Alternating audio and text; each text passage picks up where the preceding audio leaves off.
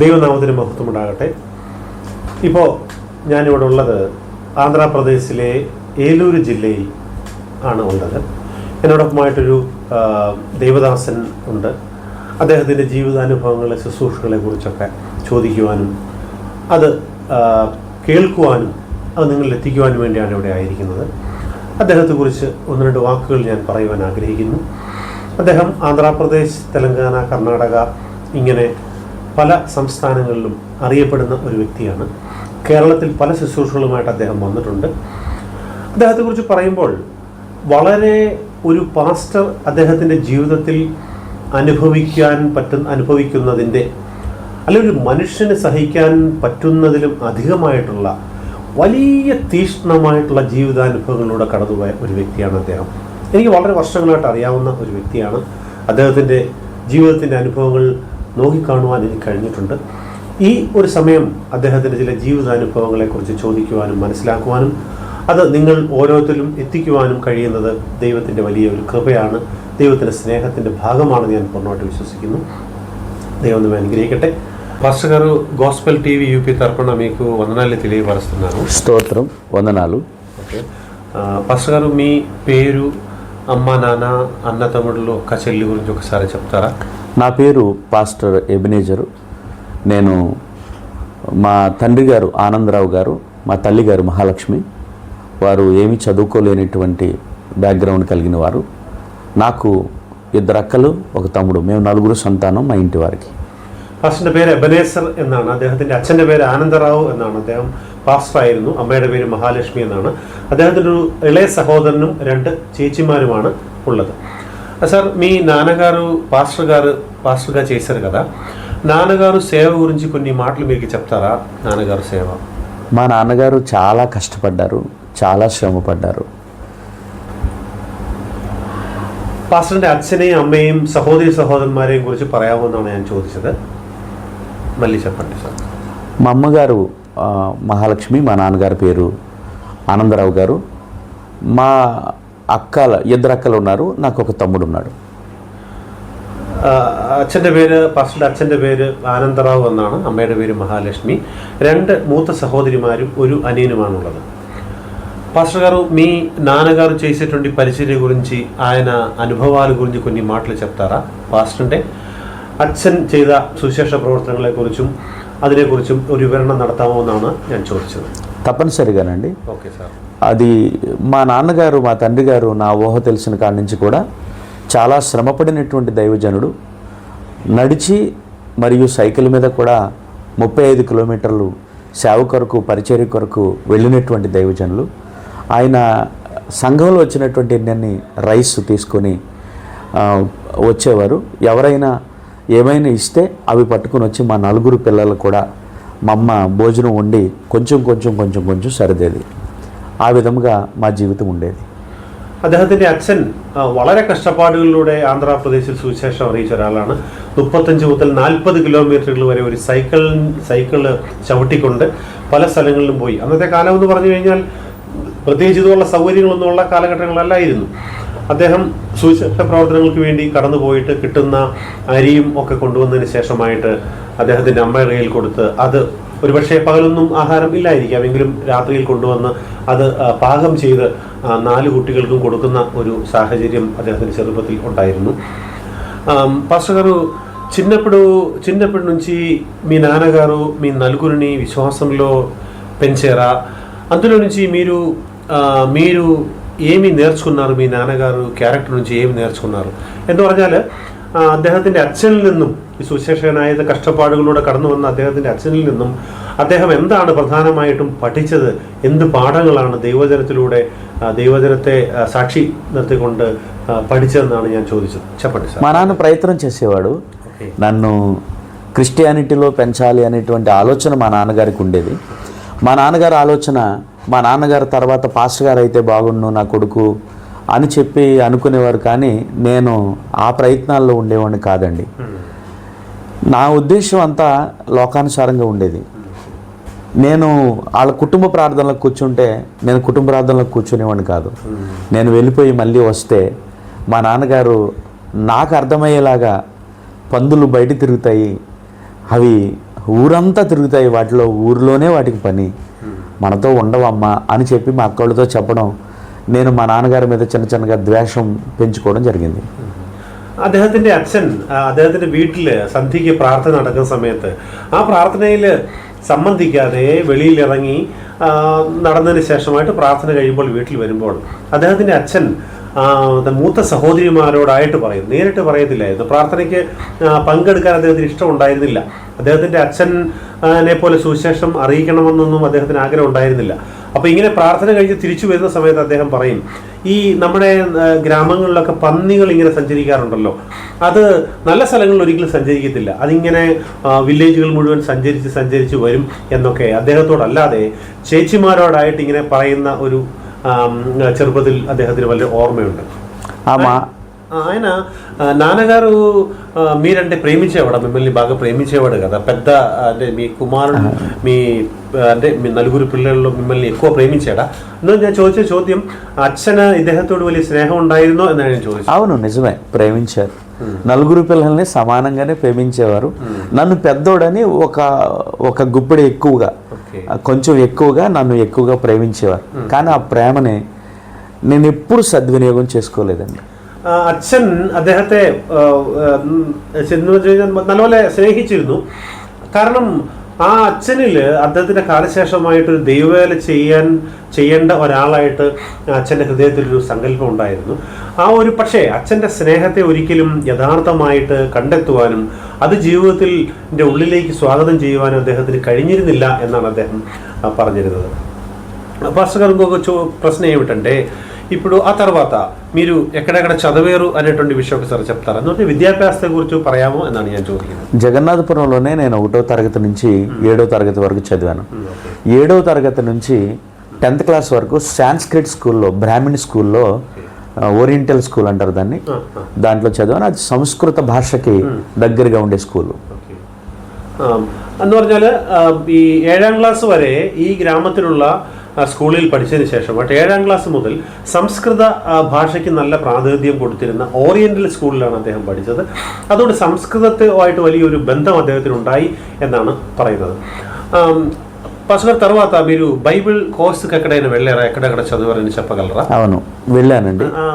అంటే బైబిల్ కాలేజీలో ఎవిടെയെങ്കിലും పోയിട്ടുണ്ടോ? അതിനുശേഷം బైబిల్ പഠിച്ചിട്ടുണ്ടോ എന്നാണ് ഞാൻ ചോദിച്ചത്. నేను బైబిల్ కాలేజీకి కూడా బలవంతంగా వెళ్ళానండి. నేను వెళ్ళాలని వెళ్ళలేదు. మా తండ్రి గారు అంటే నేను ఇక్కడ కుదురుగా ఉండట్లేదని చెప్పి ఎలక్షన్ టైంలో నోట్లో బ్లేడ్ పెట్టుకుని, ఈదర్నో బ్లేడ్ పెట్టుకుని వెళ్ళి, నేను ఎవరొకరితో గొడవ పెట్టుకోవడం, ఆ బ్లేడ్ తీసుకొని వాడిని చీరేయడం జరిగింది. ఎవరైతే ఆ యొక్క గాయాలు పాలయ్యాడో వాళ్ళకి సంబంధించినటువంటి వాళ్ళు వచ్చి మా ఇంటికాడ చెప్పారు. వెంటనే సర్కార్ ఎక్స్ప్రెస్కి మా నాన్నగారు టికెట్ తీసి ఆ బైబిల్ కాలేజీ యొక్క ప్రిన్సిపల్ గారితో మాట్లాడి, విక్టర్ హాబ్డే ఆయన పేరు, United Pentecostal church in India అని మద్రాసులో ఉండేటువంటి బైబిల్ కాలేజ్కి నేను ఎట్లాగట్లా మా అబ్బాయిని పంపించేస్తాను, మీకు దండం పెడతాను, నా కొడుకుని బ్రతికించండి అని బ్రతిమలాడి അപ്പടിക്കప్పుడు ടിക്കറ്റ് തീసి നന്ന് പമ്പിച്ചാరు. ഓക്കെ, അദ്ദേഹത്തിൻ്റെ ജീവിതത്തിൽ സംഭവിച്ച എങ്ങനെയാണെന്ന് ചോദിച്ചു കഴിഞ്ഞാൽ, ഇപ്പോൾ അദ്ദേഹം ഈ മര്യാദയ്ക്ക് ജീവിച്ച ഒരാളല്ല.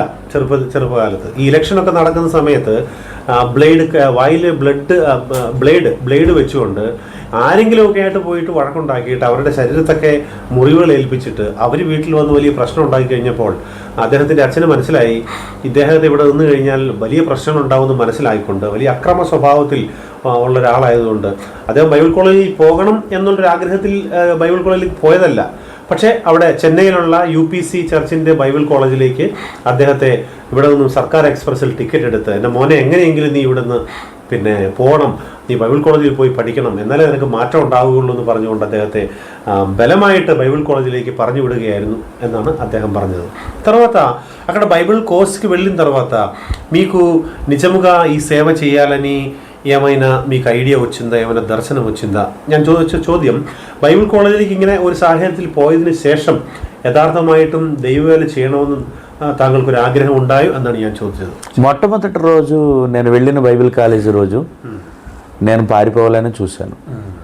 ఎట్టి పరిస్థితుల్లోనూ ఈ బైబిల్ నాకు అవసరం లేదు. మా నాన్న పాస్టర్లు ఇంటింటి తిరిగి వాళ్ళిచ్చిన 10 రూపాయలు, ఏళ్ళిచ్చిన 5 రూపాయలు, ఏళ్ళిచ్చిన రూపాయి, ఏళ్ళిచ్చిన 2 రూపాయలు తీసుకుని కూరగాయలు, బీరకాయలు, పొట్లకాయలు, ఆనపకాయలు తెచ్చుకొని పిల్లల్ని పోషించేటువంటి ఈ లైఫ్ మా నాన్న తర్వాత మళ్ళీ నాకు వస్తుందేమో బాబోయ్, నేను పడలేను, నా వల్ల కాదు బాబోయ్, నేను ఈ బైబిల్ కాలం నుంచి పారిపోవడం ఎలాగా అని ఎదురు చూసి ఎన్నో അർദ്ധരാത്രികൾ ട്രൈ చేశాను പാരിപ്പോതാമനി.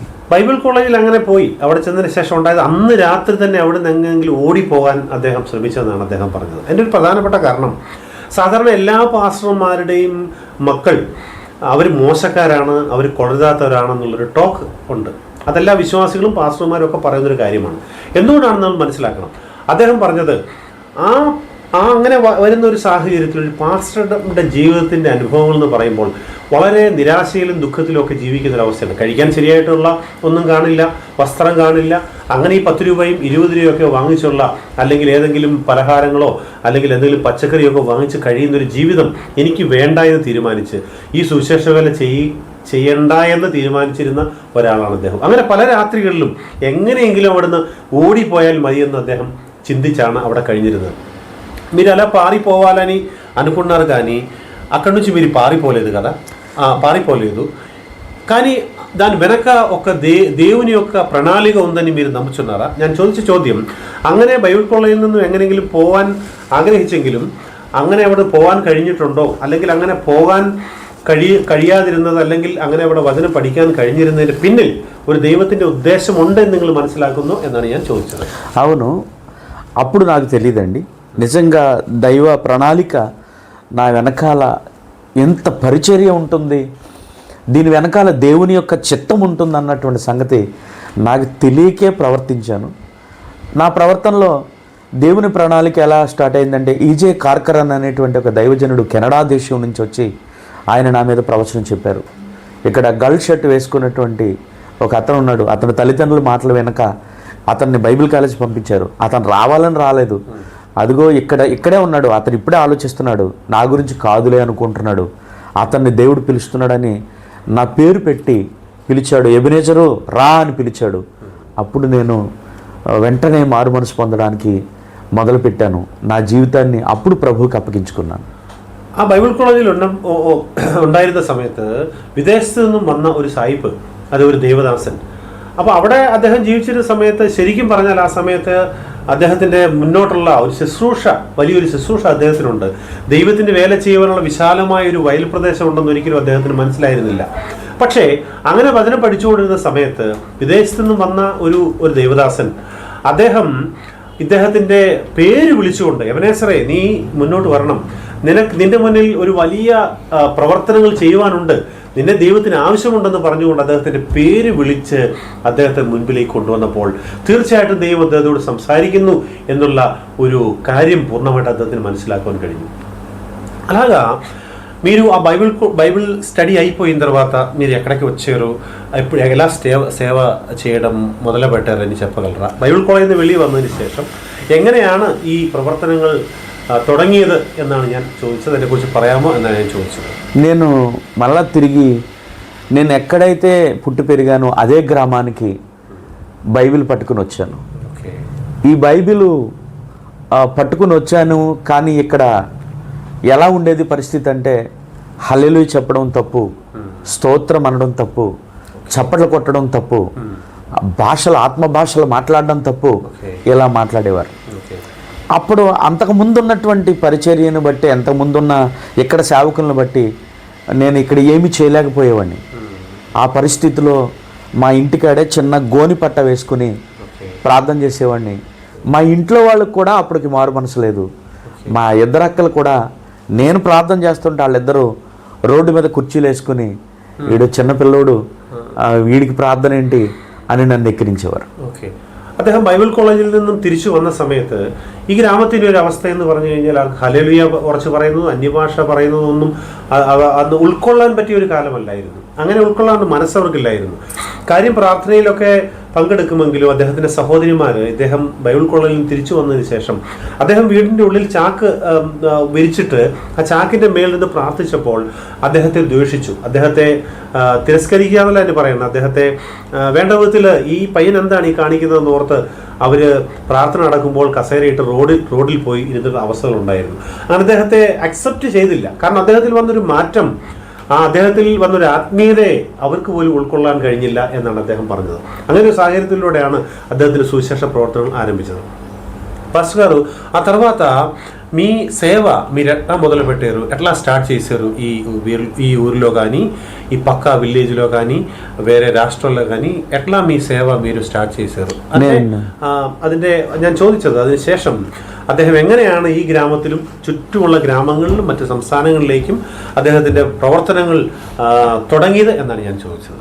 నేను ఇదే గ్రామంలో సేవను ప్రారంభించడానికి వచ్చాను. కానీ నా సేవ పరిచర్యలో మధ్యలో రాజ్ కుమార్ అనే ఒక సహోదరుడు చర్చ్ ఆఫ్ క్రైస్ట్ నుంచి తగిలి నేను పరిశుద్ధాత్మ నమ్మడం, అన్య భాషలో మాట్లాడేటువంటి కార్యక్రమంలోంచి నన్ను పెడత్రోవ పట్టించి నన్ను పక్కకు తప్పించాడు. తప్పించేసరికి నేను దయ్యాలు పట్టడం అనేది నమ్మేవాడిని కాదు. ఈ నమ్మకపోవడం చేత నేను ఎలా ఉన్నావాడిని అలాగే ఉండేవాడిని. ఒకరోజు దయ్యం పట్టినావిని నా దగ్గరికి తీసుకొచ్చారు. ఆవిడ ఈ ఊళ్ళో ఉన్నటువంటి 5-6 పాస్టర్లని కొట్టింది. దెయ్యం పట్టినటువంటి ఆవిడే కొట్టింది. ఆవిడ్ని నా దగ్గర కూడా తీసుకొస్తామని, వీడు కొత్తగా ప్రారంభించాడు కదా, వీడేం చేస్తాడో చూద్దామని ఓ 70-80 మంది ఆమెని మోసుకుని తీసుకుని వచ్చారు. నన్ను కొడతాదేమో అని భయమేసి దేవుడి దగ్గరికి వెళ్ళి ఒప్పుకోవడం మొదలుపెట్టాను. నేను దెయ్యం ఉందని నమ్ముతున్నాను, కానీ అది నన్ను కొట్టకుండా చూడనైనా నేను అవమానపరచబడిపోతాను ఎలాగా అని చెప్పి నేను ప్రార్థన చేయడం ప్రారంభించాను. ఆ దెయ్యాన్ని తీసుకొచ్చి నా ఎదురుగా కూర్చోబెట్టారు. അങ്ങനെ ഒരു പ്രവർത്തനങ്ങൾ തുടങ്ങാൻ തീരുമാനിച്ച സമയത്ത് അദ്ദേഹത്തിന് പിശാച് ബാധകളെ കുറിച്ചൊന്നും നമ്മുടെ ഈ എന്താണ് നമ്മൾ പറയുന്നത് ഭൂതബാധകളെ കുറിച്ചൊന്നും വിശ്വാസമില്ലാത്ത ഒരാളായിരുന്നു. അങ്ങനെ എനിക്കൊരു ദിവസം ഈ ഗ്രാമത്തിലുള്ള ഒരു സഹോദരിയെ ഭൂതം ബാധിച്ച് ഏതാണ്ട് വെളിയിൽ നിന്നൊക്കെ വന്ന 4-5 പാസ്റ്റർമാരെ വളരെ ശക്തിയായിട്ട് അടിക്കുകയൊക്കെ ചെയ്തു ആ സഹോദരി. അങ്ങനെ അവസാനം ദേവദാസിന്റെ അരികിലേക്ക് ആ ഭൂതം ബാധിച്ച സഹോദരിയെ കൂട്ടിക്കൊണ്ടുവന്നു. അപ്പോൾ ഇദ്ദേഹത്തിൻ്റെ ഒരു കാര്യം മനസ്സിലായി, ഞാൻ ഭൂതബാധകളിലൊന്നും വിശ്വസിക്കുന്നില്ല. പക്ഷേ ഞാനൊരു യഥാർത്ഥ ദേവദാസനാണെന്ന് ഈ ജനങ്ങൾക്ക് മനസ്സിലാകണമെങ്കിൽ തീർച്ചയായിട്ടും ഈ ഭൂതം ഇദ്ദേഹത്തെ ഈ സഹോദരിയെ വിട്ടു പോയെങ്കിലേ സാധിക്കുകയുള്ളൂ. അങ്ങനെ അദ്ദേഹം ആദ്യമായിട്ട് ദൈവസന്നിധിയിൽ മുട്ടുമടക്കി പ്രാർത്ഥിച്ചു, കർത്താവേ, ഞാൻ ഭൂതബാധയിൽ വിശ്വസിക്കുന്ന ഒരാളല്ല. അങ്ങനെ ഒരു തെറ്റാണെങ്കിൽ, യഥാർത്ഥമായിട്ടും ഭൂതബാധകൾ ഉണ്ടെങ്കിൽ അത് ഒരു అద్భుతമായിട്ട് എനിക്ക് മാറ്റി തരണം, ഞാൻ നിന്റെ సన్నిధిയിൽ ఆద్యമായിട്ട് క్షమ యోదిക്കുന്നു എന്ന് അദ്ദേഹం പറഞ്ഞു. ఆ తర్వాత ఏం జరిగింది సార్? അതിനുശേഷം എന്താണ് సంభవించిందని ചോദിച്ചത്. అయితే ఆ దెయ్యం పట్టిన ఆవిడని తీసుకొచ్చారు. ఆవిడ చాలా లావుగా ఎర్రగా ఎత్తుగా ఉంది. ఎత్తుకున్నటువంటి ఆవిడ తల ఇలా ఎరబోసుకుని కింద కూర్చున్నది. కింద కూర్చుని ఉంటే నన్ను ఇట్లా పెట్టి ఇలా చూపించి, ఒరే నువ్వా నన్ను వెళ్ళగొట్టేది, నీలాంటి వాళ్ళని చాలామందిని చూశాను రా అనంది. నేను చాలా భయపడిపోయాను. ఎందుకంటే నేను అసలే నేను చెడ్డగా తిరిగిన వాడిని. సడన్గా ఈ బైబిల్ పట్టుకున్నాను. ఈ బైబిల్ పట్టుకున్న తర్వాత మళ్ళీ ఇప్పుడు నేను సిగ్గుపరచబడితే ఈ లైఫ్ నుంచి ఇంకో లైఫ్లోకి వెళ్ళటానికి లైఫ్ లేదు కదా, ఇప్పుడు నేను సిగ్గుపరచబడతానేమో ఎలాగని కంగారు పడుతున్న సమయంలో ఆ దెయ్యం అంది, నువ్వు ఒక్కడవైతే నేను మొక్కలు చేసేసేవాడిని, నీ పక్కన ఉన్నవాడిని బట్టి నేను ఆగిపోతున్నానని చెప్పింది. അങ്ങനെ പ്രാർത്ഥിച്ചു കഴിഞ്ഞതിന് ശേഷമായിട്ട് വലിയ നല്ല പൊക്കവും മണ്ണമൊക്കെ ഉള്ള ഒരു സഹോദരിയായിരുന്നു. ആ സഹോദരി ചോദിച്ചു, എടാ ചെറുക്ക, നീയാണോ എന്നെ ഓടിക്കാൻ വന്നിരിക്കുന്നത്? നിന്നെ ഞാൻ പീസാക്കും എന്ന് പറഞ്ഞു. പക്ഷെ ആ വേറൊരു കാര്യം പറഞ്ഞപ്പോൾ ദേവദാസൻ ഒരു കാര്യം ചിന്തിച്ചു. അതായത് ഈ ഒരു ബൈബിൾ ഞാൻ യോഗ്യനല്ലാതിരുന്നിട്ടും എന്നെ സ്നേഹിച്ചുകൊണ്ട് ഞാൻ ഈ ബൈബിളുമായിട്ട് ഇറങ്ങി തിരിച്ചു. ഇതല്ലാതെ മറ്റൊരു ജോലിക്ക് എനിക്ക് പോകാൻ കഴിയില്ല, എൻ്റെ മനസ്സ് സമ്മതിക്കുന്നില്ല. കാരണം ഞാൻ ജീവിച്ചു വന്ന ഈ ആത്മീയ ജീവിതത്തിൽ നിന്നും, ഞാൻ തിരഞ്ഞെടുത്ത ഈ ആത്മീയമായിട്ടുള്ള ഈ ഒരു അവസ്ഥയിൽ നിന്നും മറ്റൊരു ജോലിക്ക് പോകാൻ എനിക്ക് സാധിക്കില്ല. അപ്പം ഞാനിവിടെ ദൈവദാസനാണെന്നും ദൈവത്തിൻ്റെ ആത്മാവിനാൽ നയിക്കപ്പെടുന്നവനാണെന്നും ഈ ജനങ്ങളുടെ മുന്നിൽ മനസ്സിലാക്കി കൊടുത്താൽ മാത്രമേ ഈ ഗ്രാമത്തിൽ തന്നെ എനിക്കൊരു സാക്ഷ്യം ഉണ്ടായതിനു ശേഷം മുൻപോട്ട് ദൈവവചനത്തിൽ ദൈവാലയമായിട്ട് പോകാൻ കഴിയുള്ളൂ. അപ്പം ആ ഒരു ഭൂതം ബാധിച്ച സഹോദരി പറഞ്ഞത്, നീ ഒറ്റയ്ക്കായിരുന്നെങ്കിൽ നിന്നെ ഞാൻ പീസാക്കിയേനെ, പക്ഷെ നിന്റെ അടുത്ത് നിൽക്കുന്നവരുടെ ശക്തി കൊണ്ട് എനിക്കൊന്നും ചെയ്യുവാൻ കഴിയില്ല എന്ന് ആ സ്ത്రీ പറഞ്ഞു. తర్వాత ఏం జరిగింది సార్? എന്താണ് പിന്നീട് നടന്നതെന്നാണ് ഞാൻ ചോദിച്ചത്. ఇదంతా 70-80 మంది మా ఊళ్ళో వాళ్ళు నాతో అంతకుముందు చెడ్డగా నా నోట్లో బ్లేడ్ ఎట్టుకు తిరిగినప్పుడు, ఎలక్షన్లో అలరలు చేసినప్పుడు నాతో తిరిగిన స్నేహితులు ఒకళ్ళ మీద ఒకళ్ళు భుజం మీద ఇలా చేయాలనుకుని చుట్టూ చూస్తూనే ఉన్నారు. చూస్తున్నటువంటి వాళ్ళ ఎదురుగా నేను ఇప్పుడు ఏం చేయాలో నాకు అర్థం కాలేదు. నీ పక్కనున్న వాడి బట్టి నేను ఆగిపోతున్నానని దెయ్యం అనగానే నా పక్కన ఎవరున్నారని ఇటు ఇటు చూసుకున్నా. నా పక్కన ఎవరు లేరు. അപ്പോൾ ഈ ഭൂതം ബാധിച്ച ആ ഒരു സഹോദരി എന്ത് പറഞ്ഞു? ആ സഹോദരി ഇതെന്താണ് സംഭവിക്കുന്നത് കാണാൻ വേണ്ടി അദ്ദേഹത്തോടൊപ്പമായിട്ട് മറ്റു ലോകപരമായിട്ടൊക്കെ ഈ അലമ്പുണ്ടാക്കാനും പ്രശ്നങ്ങളൊക്കെ ഉണ്ടാക്കാൻ വേണ്ടി വന്നിരുന്ന ആ സ്നേഹിതർ 70-80 പേര്, ചെറുപ്പക്കാരടക്കമുള്ളവർ, അവരൊരാളുടെ തോളിൽ കൈവച്ചുകൊണ്ട് എന്താണ് സംഭവിക്കാൻ പോകുന്നതെന്ന് അവരിങ്ങനെ നോക്കിക്കൊണ്ടിരിക്കുകയാണ്. അപ്പോൾ അദ്ദേഹത്തിന് മനസ്സിലേക്കൊരു കാര്യം ഉണ്ടായി. ഈ ഭൂതം ബാധിച്ച സഹോദരി പറഞ്ഞല്ലോ, നിന്റെ അടുത്ത് നിൽക്കുന്നവരെ, നിന്റെ അടുത്ത് ചിലർ നിൽക്കുന്നത് കൊണ്ട് എനിക്ക് നിന്നെ ഒന്നും ചെയ്യുവാൻ കഴിയില്ല എന്ന് പറഞ്ഞല്ലോ. അപ്പോൾ ദേവദാസൻ അദ്ദേഹത്തിന് ചുറ്റും അടുത്തൊക്കെ നോക്കി, ఆరాണ് എൻ്റെ അടുത്ത് నిల్కున్నదని അങ്ങോട്ടും ఇങ്ങോട്ടുం നോക്കിയിട്ട് ఆరేం കാണാൻ పట్టిല്ല. తర్వాత ఏం జరిగింది సార్? పిన్నీడు എന്താണ് సార్? వెంటనే నేను నా పక్కన ఉన్నవాడు బట్టి అంటే నేను ఎవరు అని అడిగాను. ఎవరు అని అడగగానే నువ్వు నమ్ముకున్న నీ దేవుడు అని చెప్పింది. నేను ఇంకా ధైర్యం తెచ్చుకున్నాను. അപ്പോൾ പെട്ടെന്ന് തന്നെ ദേവദാസൻ ചോദിച്ചു അത് ആരാണെന്ന്. ആ ഭൂതം ബാധിച്ച സ്ത്രീയോട് ഇങ്ങനെ ചോദിച്ചപ്പോൾ പറഞ്ഞു, ആ സ്ത്രീ പറഞ്ഞു അതാരുമല്ല, നീ വിശ്വസിക്കുന്ന യഥാർത്ഥമായിട്ടുള്ള നിന്റെ ദൈവമാണെന്ന് പറഞ്ഞു. അപ്പോൾ അദ്ദേഹത്തിന് വലിയൊരു శక్తి അദ്ദേഹത്തിന്റെ శరీరത്തോട് సంభవించు. తర్వాత మీరు ఆ దెయ్యాన్ని వెళ్ళగొట్టారా? ఆ భూతത്തെ ఓడిచో?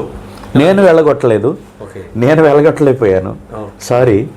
కానీ నా ప్రక్కన ఉన్న దేవుడు అనగానే నేను ఆయన్ని బట్టి నేను బయలుదేరి ఆ దయ్యం దగ్గరికి స్టార్ట్ అయ్యి వెళ్ళి అలా చెయ్యి పెట్టగానే గిజగిజ తన్నుకుని కింద పడిపోయి పెద్ద పెద్ద కేకలేసి ఆ దయ్యం ఆమెను വിടിച്ചിപ്പെട്ടേసింది. അദ്ദേഹം പറഞ്ഞ ഒരു പ്രധാനപ്പെട്ട പോയിന്റാണ്. അദ്ദേഹം ആ ഭൂതത്തെ ഓടിച്ചില്ല എന്നാണ് പറഞ്ഞത്. പക്ഷേ ആ ഒരു ശക്തിയോടുകൂടി ആ ഭൂതം ബാധിച്ച സ്ത്രീയുടെ സഹോദരിയുടെ അരികിലേക്ക് നടന്നു ചെന്നപ്പോൾ അദ്ദേഹത്തോടൊപ്പം ഉണ്ടായിരുന്ന ദൈവത്തിന്റെ ദൂതന്മാർ, ദൈവിക ശക്തി അദ്ദേഹത്തിൽ വ്യാപരിച്ചു. അത് കണ്ടുകൊണ്ട് ആ സഹോദരി അലറി വിളിച്ച് താഴെ വീണ് ആ സ്ത്രീയുടെ ശരീരത്തിലുള്ള ഭൂതം విట్టుపోవానిడయాయి తీర్ను എന്നാണ് പറഞ്ഞത്. ఆ ఒక్క ఇన్సిడెంట్ జరిగిన తర్వాత ఈ ఊరిలో వాళ్ళు మీ గురించి ఏమన్నారు? ఆ ഒരു സംഭവം ഉണ്ടായതിനു ശേഷം ഈ ഗ്രാമത്തിലുള്ളവര് పాస్టర్ గురించి എന്താണ് പറഞ്ഞതെന്നാണ് ഞാൻ ചോദിച്ചത്. మా ఇద్దరక్కలు మారుమనసు పొందారు, ఇద్దరక్కలు బాప్తిసం తీసుకున్నారు. അതിൽ ഏറ്റവും സംഭവിച്ച പ്രധാനപ്പെട്ട കാര്യം അദ്ദേഹത്തിന്റെ 2 മൂത്ത സഹോദരിമാർക്ക് വലിയ മാനസാന്തരം ഉണ്ടാകുകയും ആ ഒറ്റ സംഭവത്തോടുകൂടി അവർ രണ്ടുപേരും స్నానപ്പെടുവാനും ദേവദാസൻ പറഞ്ഞത്. ఈ ఒక్క ఇన్సిడెంట్ జరిగిన తర్వాత ఈ గ్రామంలో కూడా మీకు ఒక సేవ ఒక మంచి పేరు వచ్చింది కదా, ఆయన యథార్థవంతుడైన దైవజనుడు అనే ఒక పేరు వచ్చింది కదా. అంటే ఈ ഒരു സംഭവം നടന്നത് കഴിഞ്ഞപ്പോൾ തന്നെ ഈ ഗ്രാമത്തിൽ ഒരു നല്ല ദൈവദാസനാണ്, ദൈവത്തിന്റെ ആത്മാവ് വ്യാപരിക്കുന്ന ഒരു దేవదాసనాണെന്നുള്ള ഒരു పేరు ഉണ്ടായില്ലേ എന്നാണ് ഞാൻ ചോദിച്ചത്. అవును, వచ్చింది. ఈయన దైవజనుడు, ఈయన యథార్థవంతుడు అనే పేరు కాదు, ఈయనే యథార్థవంతుడు, ఈయనే దైవజనుడు, ఈయన దగ్గరికి వెళ్ళాలని ఒక్కసారిగా నా 2-3తో ఉన్న సంఘం 75 మంది అయింది. దేవుని స్తోత్రం. അദ്ദേഹം ഒരു ദൈവത്തിന്റെ ദാസനാണെന്നോ അല്ലെങ്കിൽ വലിയൊരാളാണെന്നോ അദ്ദേഹം പറഞ്ഞു വന്നത്. പക്ഷെ ആ ഒരു സംഭവത്തോടു കൂടി 2-3 പേര് മാത്രമായിട്ട് ഈ ഗ്രാമത്തിൽ അദ്ദേഹത്തിന്റെ വീട്ടിൽ കൂടിയിരുന്ന ഒരു കൂട്ടായ്മ ഏതാണ്ട് ഒറ്റ സംഭവത്തോടു കൂടി അവർ ഭൂതം സഹോദരിൽ നിന്ന് വിട്ടുപോയതോടുകൂടി 70-80 പേര് ആ ആരാധനയ്ക്ക് വരുവാൻ ഇടയായി തീർന്നു എന്നുള്ളൊരു സംഭവമാണ്. അതൊരു വലിയ കാര്യം തന്നെയാണ്. കാരണം ഈ ഗ്രാമത്തിൽ, നമ്മുടെ ఈ ഗ്രാമങ്ങളിലൊക്കെ എന്തെങ്കിലും అద్భుతങ്ങൾ നടന്നാൽ മാത്രമേ കൂടുതൽ ఆల్కార్ దైవത്തിൽ విశ్వసిക്കുകയുള്ളൂ. Okay sir. తర్వాత మీ సేవలో మీరు వేరే గ్రామానికి వెళ్ళడం, గ్రామంలోకి వెళ్ళడం, అక్కడ సువార్త చేయడం, దేవుని యొక్క పరిచర్య చేయడం ఎట్లా జరిగింది? మీ ఏమైనా వాహనాల మీద మీరు తిరిగి సువార్త చేశారా? ఒకసారి చెప్పగలరా? ഞാൻ ചോദിച്ചൊരു ചോദ്യം, അതായത് അതിനുശേഷം ഇതിനടുത്തുള്ള ഇതെല്ലാം ഗ്രാമപ്രദേശങ്ങളാണ്. ഇതിൻ്റെ അടുത്ത ഏരിയകൾ എന്ന് പറഞ്ഞാൽ അന്ന് സൈക്കിൾ പോലും പോകാത്ത ഗ്രാമങ്ങളാണ്. ഇപ്പോഴൊക്കെ ചെറിയ നല്ല റോഡുകളൊക്കെ ഉണ്ടായി വരുന്നതേ ഉള്ളൂ. അപ്പോൾ അന്ന് എങ്ങനെയാണ് వాహనങ്ങളിൽ పోయి సువిశేషం അറിയിച്ചോ, അടുത്ത గ్రామంలోకి ఎങ്ങനെയാണ് పోయి సువిశేషం അറിയിച്ചതെന്നാണ് ഞാൻ ചോദിച്ചത്. చెప్పండి సార్. నేను సైకిల్ తొక్కడానికి కూడా సైకిల్ నాకు లేదు. సైకిల్ నాకు వచ్చు కానీ సైకిల్ నాకు లేదు. కాలినడకనే వెళ్ళేవాడిని. నా సేవ ఈ దయ్యాలు వెళ్ళగొట్టడం చేత, రోగులు బాగుపడడం చేత నా పక్షంగా ప్రభు ఉన్నాడని రుజువైన తర్వాత నేను కాలినడకని పక్క గ్రామాలకు వెళ్ళేవాడిని. నాకు ఆకలైనప్పుడు నాకు వాటర్ తాగుతాకి నీళ్లు ఉండేవి కాదు. బోధులో ఒంగుని ఈ మోకరించి ఆ మోకాళ్ళతో నీళ్లు పడితే చిన్న కప్ప పిల్ల 3 రోజులు ఇక్కడ ఇరుక్కుపోయింది. అలాగే చాలా కష్టాలు పడ్డాను, చాలా ఇబ్బందులు పడ్డాను. ఎవరైనా భోజనం పెడతారేమో అని ఎదురు చూసేవాడిని. ఆ చింతలగట్టు అని అంటారు, దానికి మీరు కూడా అక్కడ పరిచర్యలో మీరు కూడా పాలు పొందారు. ఆ చింతలగట్టు అనే ప్రాంతానికి నేను వెళుతున్నప్పుడు అవన్నీ ముళ్ళు కంచులు, చాలా పెద్ద పెద్ద ముళ్ళల్లో, ఆ ముళ్ళల్లోనే నడుచుకుంటూ వెళ్ళేవాడిని. నాకు కాళ్ళకి చెప్పులు ఉండేవి కాదు, చెప్పులకి పిన్నీస్ పెట్టుకునేవాడిని. పారగన్ చెప్పులు తెగిపోయి ఉండేవి, ఆ పారగన్ చెప్పులు ఉండేవి. అయితే నాకు ఛార్జీలు కూడా ఉండేవి కాదు అప్పట్లో. ఆటోలు కూడా లేవు, 1997 ఆటోలు కూడా ఉండేవి కాదు. కాలినడకనే నేను తిరిగేవాడిని అండి. సేవ చేయడం మొదలుపెట్టారు. അദ്ദേഹം പറഞ്ഞത് 1990 ശേഷമുള്ള 97 ഒക്കെ ആ കാലഘട്ടത്തിലാണ് കാര്യമാണ് അദ്ദേഹം പറഞ്ഞത്. അന്ന് ഈ ഗ്രാമങ്ങളിലൊന്നും ഓട്ടോറിക്ഷകൾ പോലും ഇല്ല. സൈക്കിള് ചവിട്ടാൻ അറിയാമെങ്കിലും സൈക്കിള് ഇല്ല. അതുപോലെ തന്നെ ചപ്പല്, നമ്മുടെ കേരളത്തിൽ നിന്നൊക്കെ ഉൽപ്പാദിപ്പിക്കുന്ന പാരഗൺ ചപ്പല് പറഞ്ഞു പോയിട്ട് അത് ഊരിപ്പോയിട്ട് സെപ്റ്റി പിന്ന് കുത്തി ആ ചെരുപ്പുമായിട്ടാണ് ഈ ഗ്രാമങ്ങളിലൊക്കെ അദ്ദേഹം സഞ്ചരിച്ചിരുന്നത്. ആരെങ്കിലും ചെറിയ ആഹാരം കൊടുക്കുമെന്നൊക്കെ ആഗ്രഹിച്ചിരുന്നെങ്കിലും ആരും അദ്ദേഹത്തിന് കൊടുത്തിട്ടില്ല.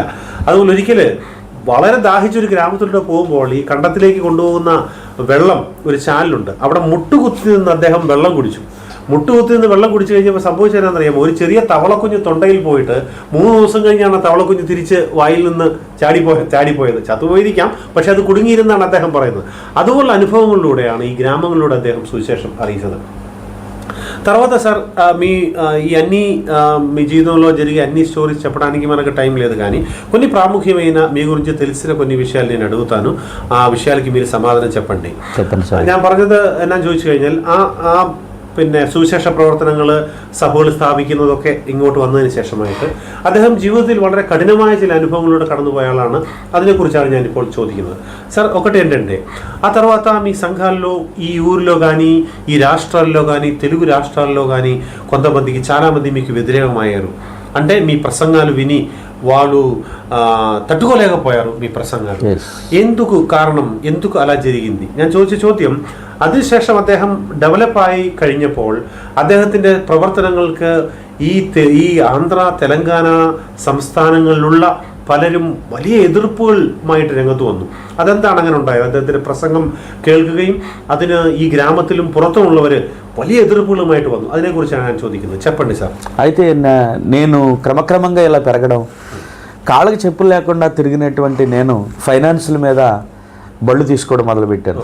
బళ్ళు తీసుకొని తర్వాత కార్లు తీసుకోవడం మొదలుపెట్టాను. సువార్త ప్రకటించడం మొదలుపెట్టి ఇంచుమించుగా 8 సంఘాలు, 10 సండే స్కూళ్ళు, దానికి 10 సండే స్కూళ్ళకి ఒక్కొక్క సండే స్కూల్కి 2 చొప్పున 20 మంది సండే స్కూల్ టీచర్స్. వాళ్ళని గ్రామాలకి పంపించేవాడిని, వాళ్ళకి ట్రైనింగ్ ఇచ్చేవాడిని. ఆ 20 మంది సండే స్కూళ్ళు ఆడపిల్లలు మగపిల్లలకు కూడా ట్రైనింగ్ ఇచ్చి వాళ్ళకి సంఘాన్ని ఎలా నిర్మించాలి, సంఘాన్ని ఎలా కట్టాలో ట్రైనింగ్ ఇచ్చేవాడిని. వాళ్ళు వెళ్ళి, నేను వెళ్ళకముందే వాళ్ళు వెళ్ళి సంఘాలు కట్టేసి నన్ను పిలిచేవారు. ఇక్కడ సంఘం కట్టామయ్య గారండి. నా ముఖం ఎరగని సంఘాలు, నా సంఘాలు 5 సంఘాలు ఉండేవి. ఇలాగున సేవ ఎప్పుడైతే విస్తరిస్తూ ఉందో, వీడికి ఎక్కడి నుంచో డబ్బు వస్తుంది, వీడు ఎలాగో సంపాదిస్తున్నాడు, వీడు బండి పోతే బండి తర్వాత కొనేస్తున్నాడు, కారు పోతే కారు కొనేస్తున్నాడు, ఏది పోతే అది కొనేస్తున్నాడు, వీడికి ఎక్కడి నుంచో డబ్బు వస్తుందని అపోహ మా గ్రామంలో అలా అలా అలా అలా స్లోగా పెరగడం ప్రారంభమైంది. അദ്ദേഹം പറഞ്ഞ കാര്യം, അത് ഇങ്ങനെ ഈ സുവിശേഷ പ്രവർത്തനങ്ങൾ നടത്തി വന്ന കാലഘട്ടങ്ങളിൽ 2000-നൊക്കെ ശേഷമായിട്ട് 2000-2005 സമയങ്ങളായി കഴിഞ്ഞപ്പോൾ ഇദ്ദേഹം ഒരു ഫൈനാൻസ്, അതായത് ചെറിയ ഒരു എമൗണ്ട് ഡൗൺ പേയ്മെൻ്റ് ആയിട്ട് അടച്ച് ഒരു കാറ് വാങ്ങിച്ചു. അങ്ങനെ കാറ് വാങ്ങിച്ചപ്പോൾ ഏതാണ്ട് 20ഓളം സൺഡേ സ്കൂൾ ടീച്ചേഴ്സിനെ അദ്ദേഹം അപ്പോയിന്റ് ചെയ്തു. കാരണം വളരെ നല്ല പ്രസംഗകനാണ്, നല്ലപോലെ ദൈവവചനം ഇങ്ങനെ ഈ ആന്ധ്രാപ്രദേശിൽ തന്നെ ഇത്രയും വളരെ ശക്തിയായി അറിവോടുകൂടി ദൈവത്തിൻ്റെ പരിശുദ്ധാത്മാവിൻ്റെ സഹായത്താൽ വചനം പറയുന്ന ഒരു ദേവദാസനെ ഞാൻ കണ്ടിട്ടില്ല. അദ്ദേഹത്തിൻ്റെ ട്രെയിനിങ്ങിൽ ഏതാണ്ട് ഒരു 20 പേര് അതുപോലെ തന്നെ ചെറുപ്പക്കാരും ചെറുപ്പക്കാരികളുമായിട്ട് സുവിശേഷ പ്രവർത്തനങ്ങൾക്ക് സൺഡേ സ്കൂളിന് വേണ്ടി വന്നു. 8 ചർച്ചുകൾ, സഭകൾ അദ്ദേഹം സ്ഥാപിച്ചു. അദ്ദേഹത്തിൻ്റെ പ്രവർത്തനങ്ങൾ പല ഗ്രാമങ്ങളിലേക്കും വിസ്താരമായപ്പോൾ ഈ ഗ്രാമത്തിൽ തന്നെ ചില ചിന്തകൾ ചിലരുടെ മനസ്സിൽ കടന്നു വന്നു. എന്താണ്? ഇദ്ദേഹത്തിന് എവിടെ നിന്നൊക്കെയോ വലിയ ഫോറിൻ സപ്പോർട്ടുകൾ, പണമൊക്കെ വരുന്നുണ്ട്. ആ പണം കൊണ്ടാണ് ഇതൊക്കെ ചെയ്യുന്നതെന്ന് പറഞ്ഞ് పలരും ఇദ്ദേഹത്തിന് ఎదురాയിട്ട് ఉడలెడుకోవడం തുടങ്ങിയെന്നാണ് അദ്ദേഹం പറയുന്നത്. సార్ ఆ తర్వాత నాకు తెలిసిన కొన్ని విషయాలు ఏమిటంటే, తర్వాత ఈ గ్రామంలో ఉన్న కొంతమంది మీకు వ్యతిరేకమయ్యారు, మిమ్మల్ని ఏదో రకంగా అంతం చేయాలి, ఇతను ఇక్కడ ఉండకూడదు, ఎందుకంటే అతను కార్లు కొన్నాడు, లేకపోతే చర్చిలు కడుతున్నారని చెప్పేసి మీకు డైరెక్ట్గా మీ మీదకి రావడం జరిగింది. అంటే ఇక్కడ ఉన్నటువంటి ఊళ్ళో ఉన్నటువంటి గ్రామస్తులు కానీ, పొలిటికల్ పార్టీస్ కానీ, పోలీసు వాళ్ళు కానీ వీళ్ళందరూ మీ మీదకి రావడం జరిగింది. అది ఎట్లా జరిగింది, കാരണം ഏമിട്ടെന്ന് చెప్పగలరా? ഞാൻ ചോദിച്ചത് അതിനുശേഷമായിട്ട് അദ്ദേഹത്തിൻ്റെ ഈ പ്രവർത്തനങ്ങൾ നടന്നപ്പോൾ ഈ നാട്ടിലുള്ള രാഷ്ട്രീയ പാർട്ടികൾ അതുപോലെ പോലീസ് അധികാരികൾ ഗ്രാമത്തിലുള്ളവർ മുഴുവൻ ഇദ്ദേഹത്തെ എങ്ങനെയെങ്കിലും ഇല്ലാതാക്കണമെന്ന് ചിന്തിച്ചുകൊണ്ട് അദ്ദേഹത്തിന് എതിരായിട്ട് വരികയും അദ്ദേഹത്തിൻ്റെ കേസുകൾ കൊടുക്കുകയും പരാതികൾ കൊടുക്കുകയും ഒക്കെ ചെയ്തു. അതിനെക്കുറിച്ച് പറയാമോ എന്നാണ് ഞാൻ ചോദിച്ചത്. ఇక్కడ నేను సువార్త ప్రారంభించిన తర్వాత ఒక గుడి మూసేశారు, అన్యుల గుడి తాళాలు వేసేశారు. ఎందుకంటే దానికి పూజ చేసేవారు అందరూ కూడా ప్రార్థనకు వచ్చడం ప్రారంభించారు. అంతేకాకుండా ఇక్కడ నవరాత్రులు జరిగేవి, దేవీ నవరాత్రులు అని. ఆ నవరాత్రులు జరిగినప్పుడు మేము ఇక్కడ ప్రార్థన చేస్తుంటే వాళ్ళు అలరలరగా బాక్సులు పెడుతుంటే ఇక్కడి నుంచి ప్రార్థన చేసినప్పుడు ఆ బాక్సులు 2-3 సార్లు కాలిపోయినాయి. అది మనసులో పెట్టుకున్నారు. వీడు ప్రార్థన చేస్తుంటే ఇక్కడ బాక్సులు కాలిపోతున్నాయి, గుళ్ళు మూసివేస్తున్నారు, వీడిని అసలు ఇక్కడ ఉంచకూడదు అనేటువంటి ఆలోచనకు వచ్చారు. దానికంటే ప్రధానమైన కారణం ఏంటంటే మోటిపల్లి వెంకటలక్ష్మి అనే ఒక సహోదరి మరణించింది, ఆకస్మికంగా చనిపోయింది. చనిపోయినటువంటి ఆవిడ దగ్గరికి నేను వెళ్ళి ప్రార్థన చేయడం జరిగింది. షార్ట్కట్లో చెప్తున్నాను, ప్రార్థన చేయడం జరిగింది. ప్రార్థన చేయగానే ఆమె చనిపోయిన శవం దగ్గరికి వెళ్తే ఇంచుమించుగా 30-40 మంది ప్రజలు చుట్టూ చేరుకున్నారు. తులసాకు మీకు తెలిసాడు, తులసి, ఈ తులసి ఆకు నోట్లో పెడతారు ఆంధ్రప్రదేశ్లో, మరి అక్కడ పెడతారు లేదు తెలీదు. ఆంధ్రప్రదేశ్లో నోట్లోను ముక్కులోను కూడా పెడతారు చచ్చిపోయిన మనిషికి. అది పెట్టారు అంటే ఆ మనిషి చనిపోయారు అని అర్థం. ఆవిడికి ఇంత తులసాకు పెట్టేశారు. నేను వెళ్ళి ఆమె దగ్గరికి వెళ్ళి వెంకటలక్ష్మి అన్న ఆవిడ బాప్తిసం పొందిన తర్వాత ఆవిడ పేరు ఎస్తేరు, ఆ ఎస్తేరు అనే పేరుతో ఎస్తేరు అని నొసట మీద ఇలా కొట్టి ప్రార్థన చేయగానే ఆమె లేచి ఆ తులసాకు ఊసేసి లేచి కూర్చుంది. അദ്ദേഹം പറഞ്ഞൊരു കാര്യം, ഇങ്ങനെയുള്ള പ്രശ്നങ്ങൾ ഉണ്ടാകാനുള്ളൊരു കാര്യം, ഇദ്ദേഹം ഈ ഗ്രാമത്തിൽ സുവിശേഷ പ്രവർത്തനങ്ങൾ സഭ തുടങ്ങിയതിന് ശേഷമായിട്ട് ഇവിടെ ഈ നാട്ടിലുള്ള ഒരു ക്ഷേത്രം നിന്നുപോയി.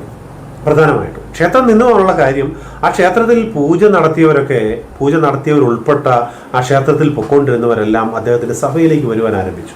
അത് തന്നെയല്ല, ഇവിടെ എന്തെങ്കിലുമൊക്കെ വലിയ വലിയ നവരാത്രി പോലുള്ള ആഘോഷങ്ങൾ നടക്കുമ്പോൾ ഇവിടെ ഏതെങ്കിലും ഒരു കൺവെൻഷൻ നടക്കുന്ന സമയത്ത് പ്രാർത്ഥന നടക്കുകയാണെങ്കിൽ ആ ചില ബോക്സുകളൊക്കെ കത്തിപ്പോയി.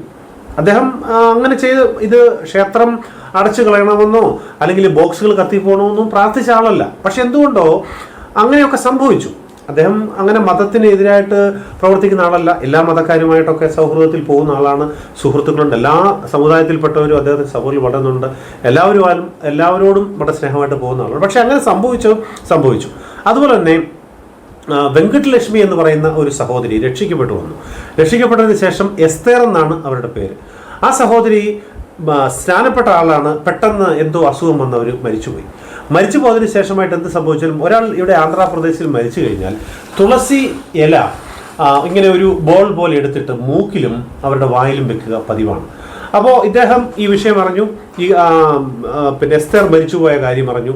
ആ എസ്തേറിൻ്റെ വീട്ടിലേക്ക് ചെല്ലുമ്പോൾ ഈ തുളസി ഇലകൾ വായിലും മൂക്കിലും വെച്ച് ആ ശവം പോലെ കിടക്കുകയാണ്. മരിച്ചു എന്നാണ് അതിൻ്റെ അർത്ഥം പൂർണ്ണമായിട്ടും. അദ്ദേഹം വളരെ ഹൃദയവേദനയോടുകൂടി ആ സഹോദരിയുടെ അരികിൽ ചെന്ന് എസ്തേറെ എന്ന് വിളിച്ചുകൊണ്ട് ആ ശരീരത്തിൽ തട്ടിയപ്പോൾ ആ മരിച്ചുപോയി എന്ന് വിശ്വസിച്ചിരുന്ന എസ്തേർ എഴുന്നേറ്റിട്ട് ഈ വായിൽ നിന്നും ആ തുളസി ഇലകൾ തുപ്പി കളഞ്ഞിട്ട് ఎഴുന്നേറ്റിരുന്നു എന്നാണ് പറഞ്ഞത്. ఓకే, ఎస్తేర్కి జరిగిన ఇన్సిడెంట్ జరిగిన తర్వాత ప్రజలు ఏం చెప్పారు సార్? ఎస్తేర్ని ఇങ്ങനെ సంభవించిన శేషం ఈ గ్రామത്തിലെ జനങ്ങൾ എന്താണ് പറഞ്ഞതെന്നാണ് ഞാൻ ചോദിച്ചത്. ఈ ప్రజల్లో వచ్చినటువంటిది ఏంటంటే అద్భుతాలు జరగకపోతే ప్రశ్నించరు, జరిగితేనే ప్రశ్నిస్తారు. అసలు ఇవి ఎలా జరుగుతున్నాయి అని నా దగ్గర ఇంకేదన్నా చేతబడి శక్తి ఉందేమో, ఇతడు ఎలా లేపుతున్నాడు, చచ్చిపోయినటువంటి వ్యక్తిని లేపాడు ఇతను అని చెప్పి నన్ను అనుమానించడం ప్రారంభించారు. దీన్ని ఇక్కడ ఉన్నటువంటి బ్రాహ్మణ సంఘాలు, బ్రాహ్మణ ఆర్య వైశ్య సంఘాలు బలపరిచాయి. ఎలా బలపరిచాయి అంటే ఎవరైనా ఇల్లు కట్టుకుంటే ముహూర్తం చూసుకుంటారు. ఓకే. వాళ్ళు 3 గంటలకో 4 గంటలకో తెల్లవారుజామున 3:30కో 4:30కో పెడతారు.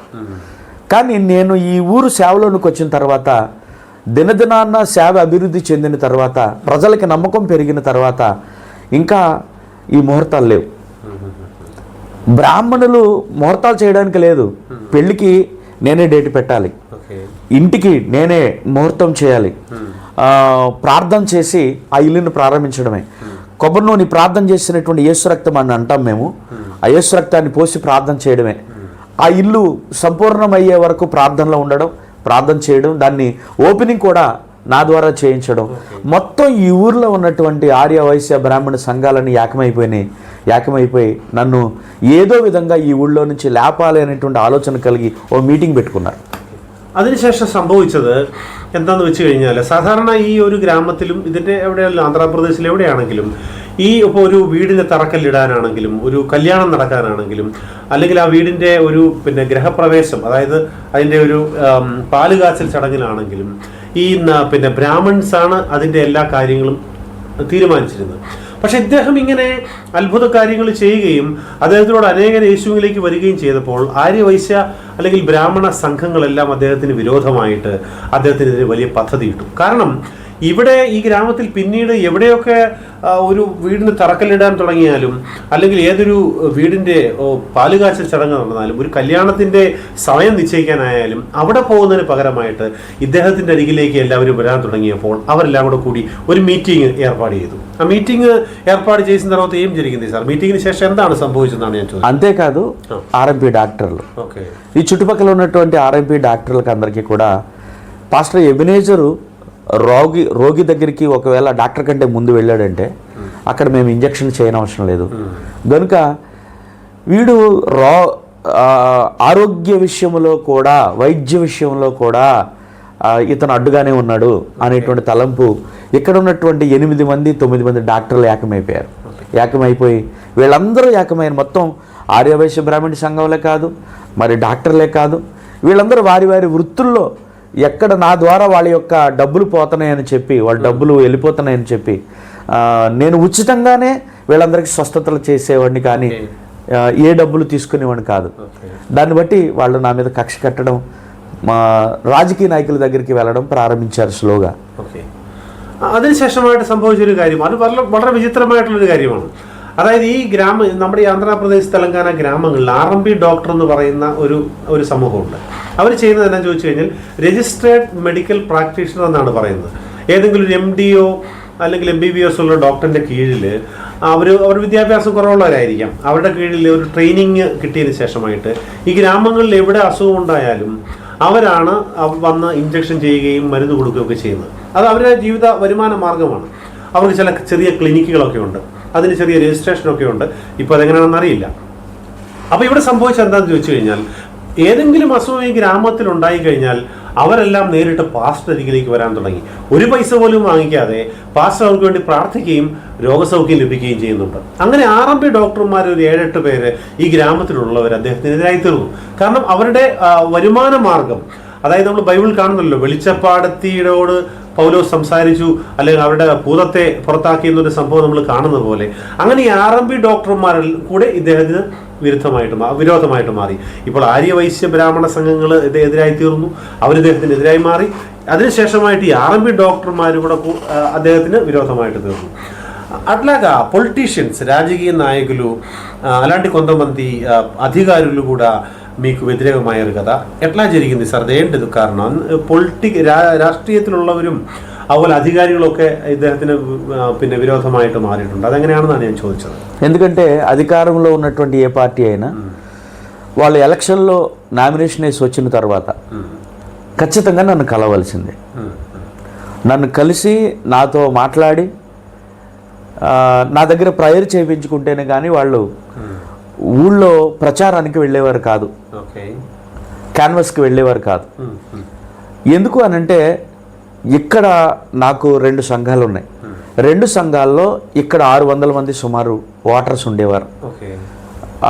నేను ఎక్కడైతే పుట్టి పెరిగానో ఆ యొక్క ఏరియాలో, రెండవ ఏరియాలో ఎక్కడికక్కడికి 2 కిలోమీటర్స్ దూరం ఉంటుంది, అక్కడ 400 మంది ప్రజలు ఉంటారు. ఇక్కడ 600 మంది ఓట్లు, అక్కడ 400 మంది ప్రజల ఓట్లు కూడా దాదాపుగా వాళ్ళు అనుకునేవారు నా చేతిలో ఉన్నాయి అని అనుకునేవారు. వాస్తవానికి నేను ఏ పార్టీకి సపోర్ట్ చేసేవాడిని కాదు. దేవుని చిత్తం ఏదైతే అది కనిపెట్టండి, మీకు ఇష్టమైన వారికి ఓటేయండి అని చెప్పేవాడిని. కానీ దాని మీద కూడా దుష్ప్రచారం ప్రారంభమైంది. ఏది జరిగినా వీడి దగ్గరికి వెళ్ళి ప్రేయర్ చేయించుకుని వీడి దగ్గర ప్రమాణం చేసి, ప్రార్థనలో ప్రమాణం చేసి, దేవునికి ప్రమాణం చేసి యథార్థంగా నేను పరిపాలన చేస్తానని చెప్పి వీడి దగ్గర చెప్తేనే కానీ ఈ పాస్టర్ అన్నటువంటి వాడు మనకి ఓటేయమని చెప్పట్లేదు కనుక వీడిని ఇక్కడి నుంచి లేపేయాలని చెప్పి పొలిటీషియన్స్ అందరు కూడా మాట్లాడుకోవడం జరిగింది.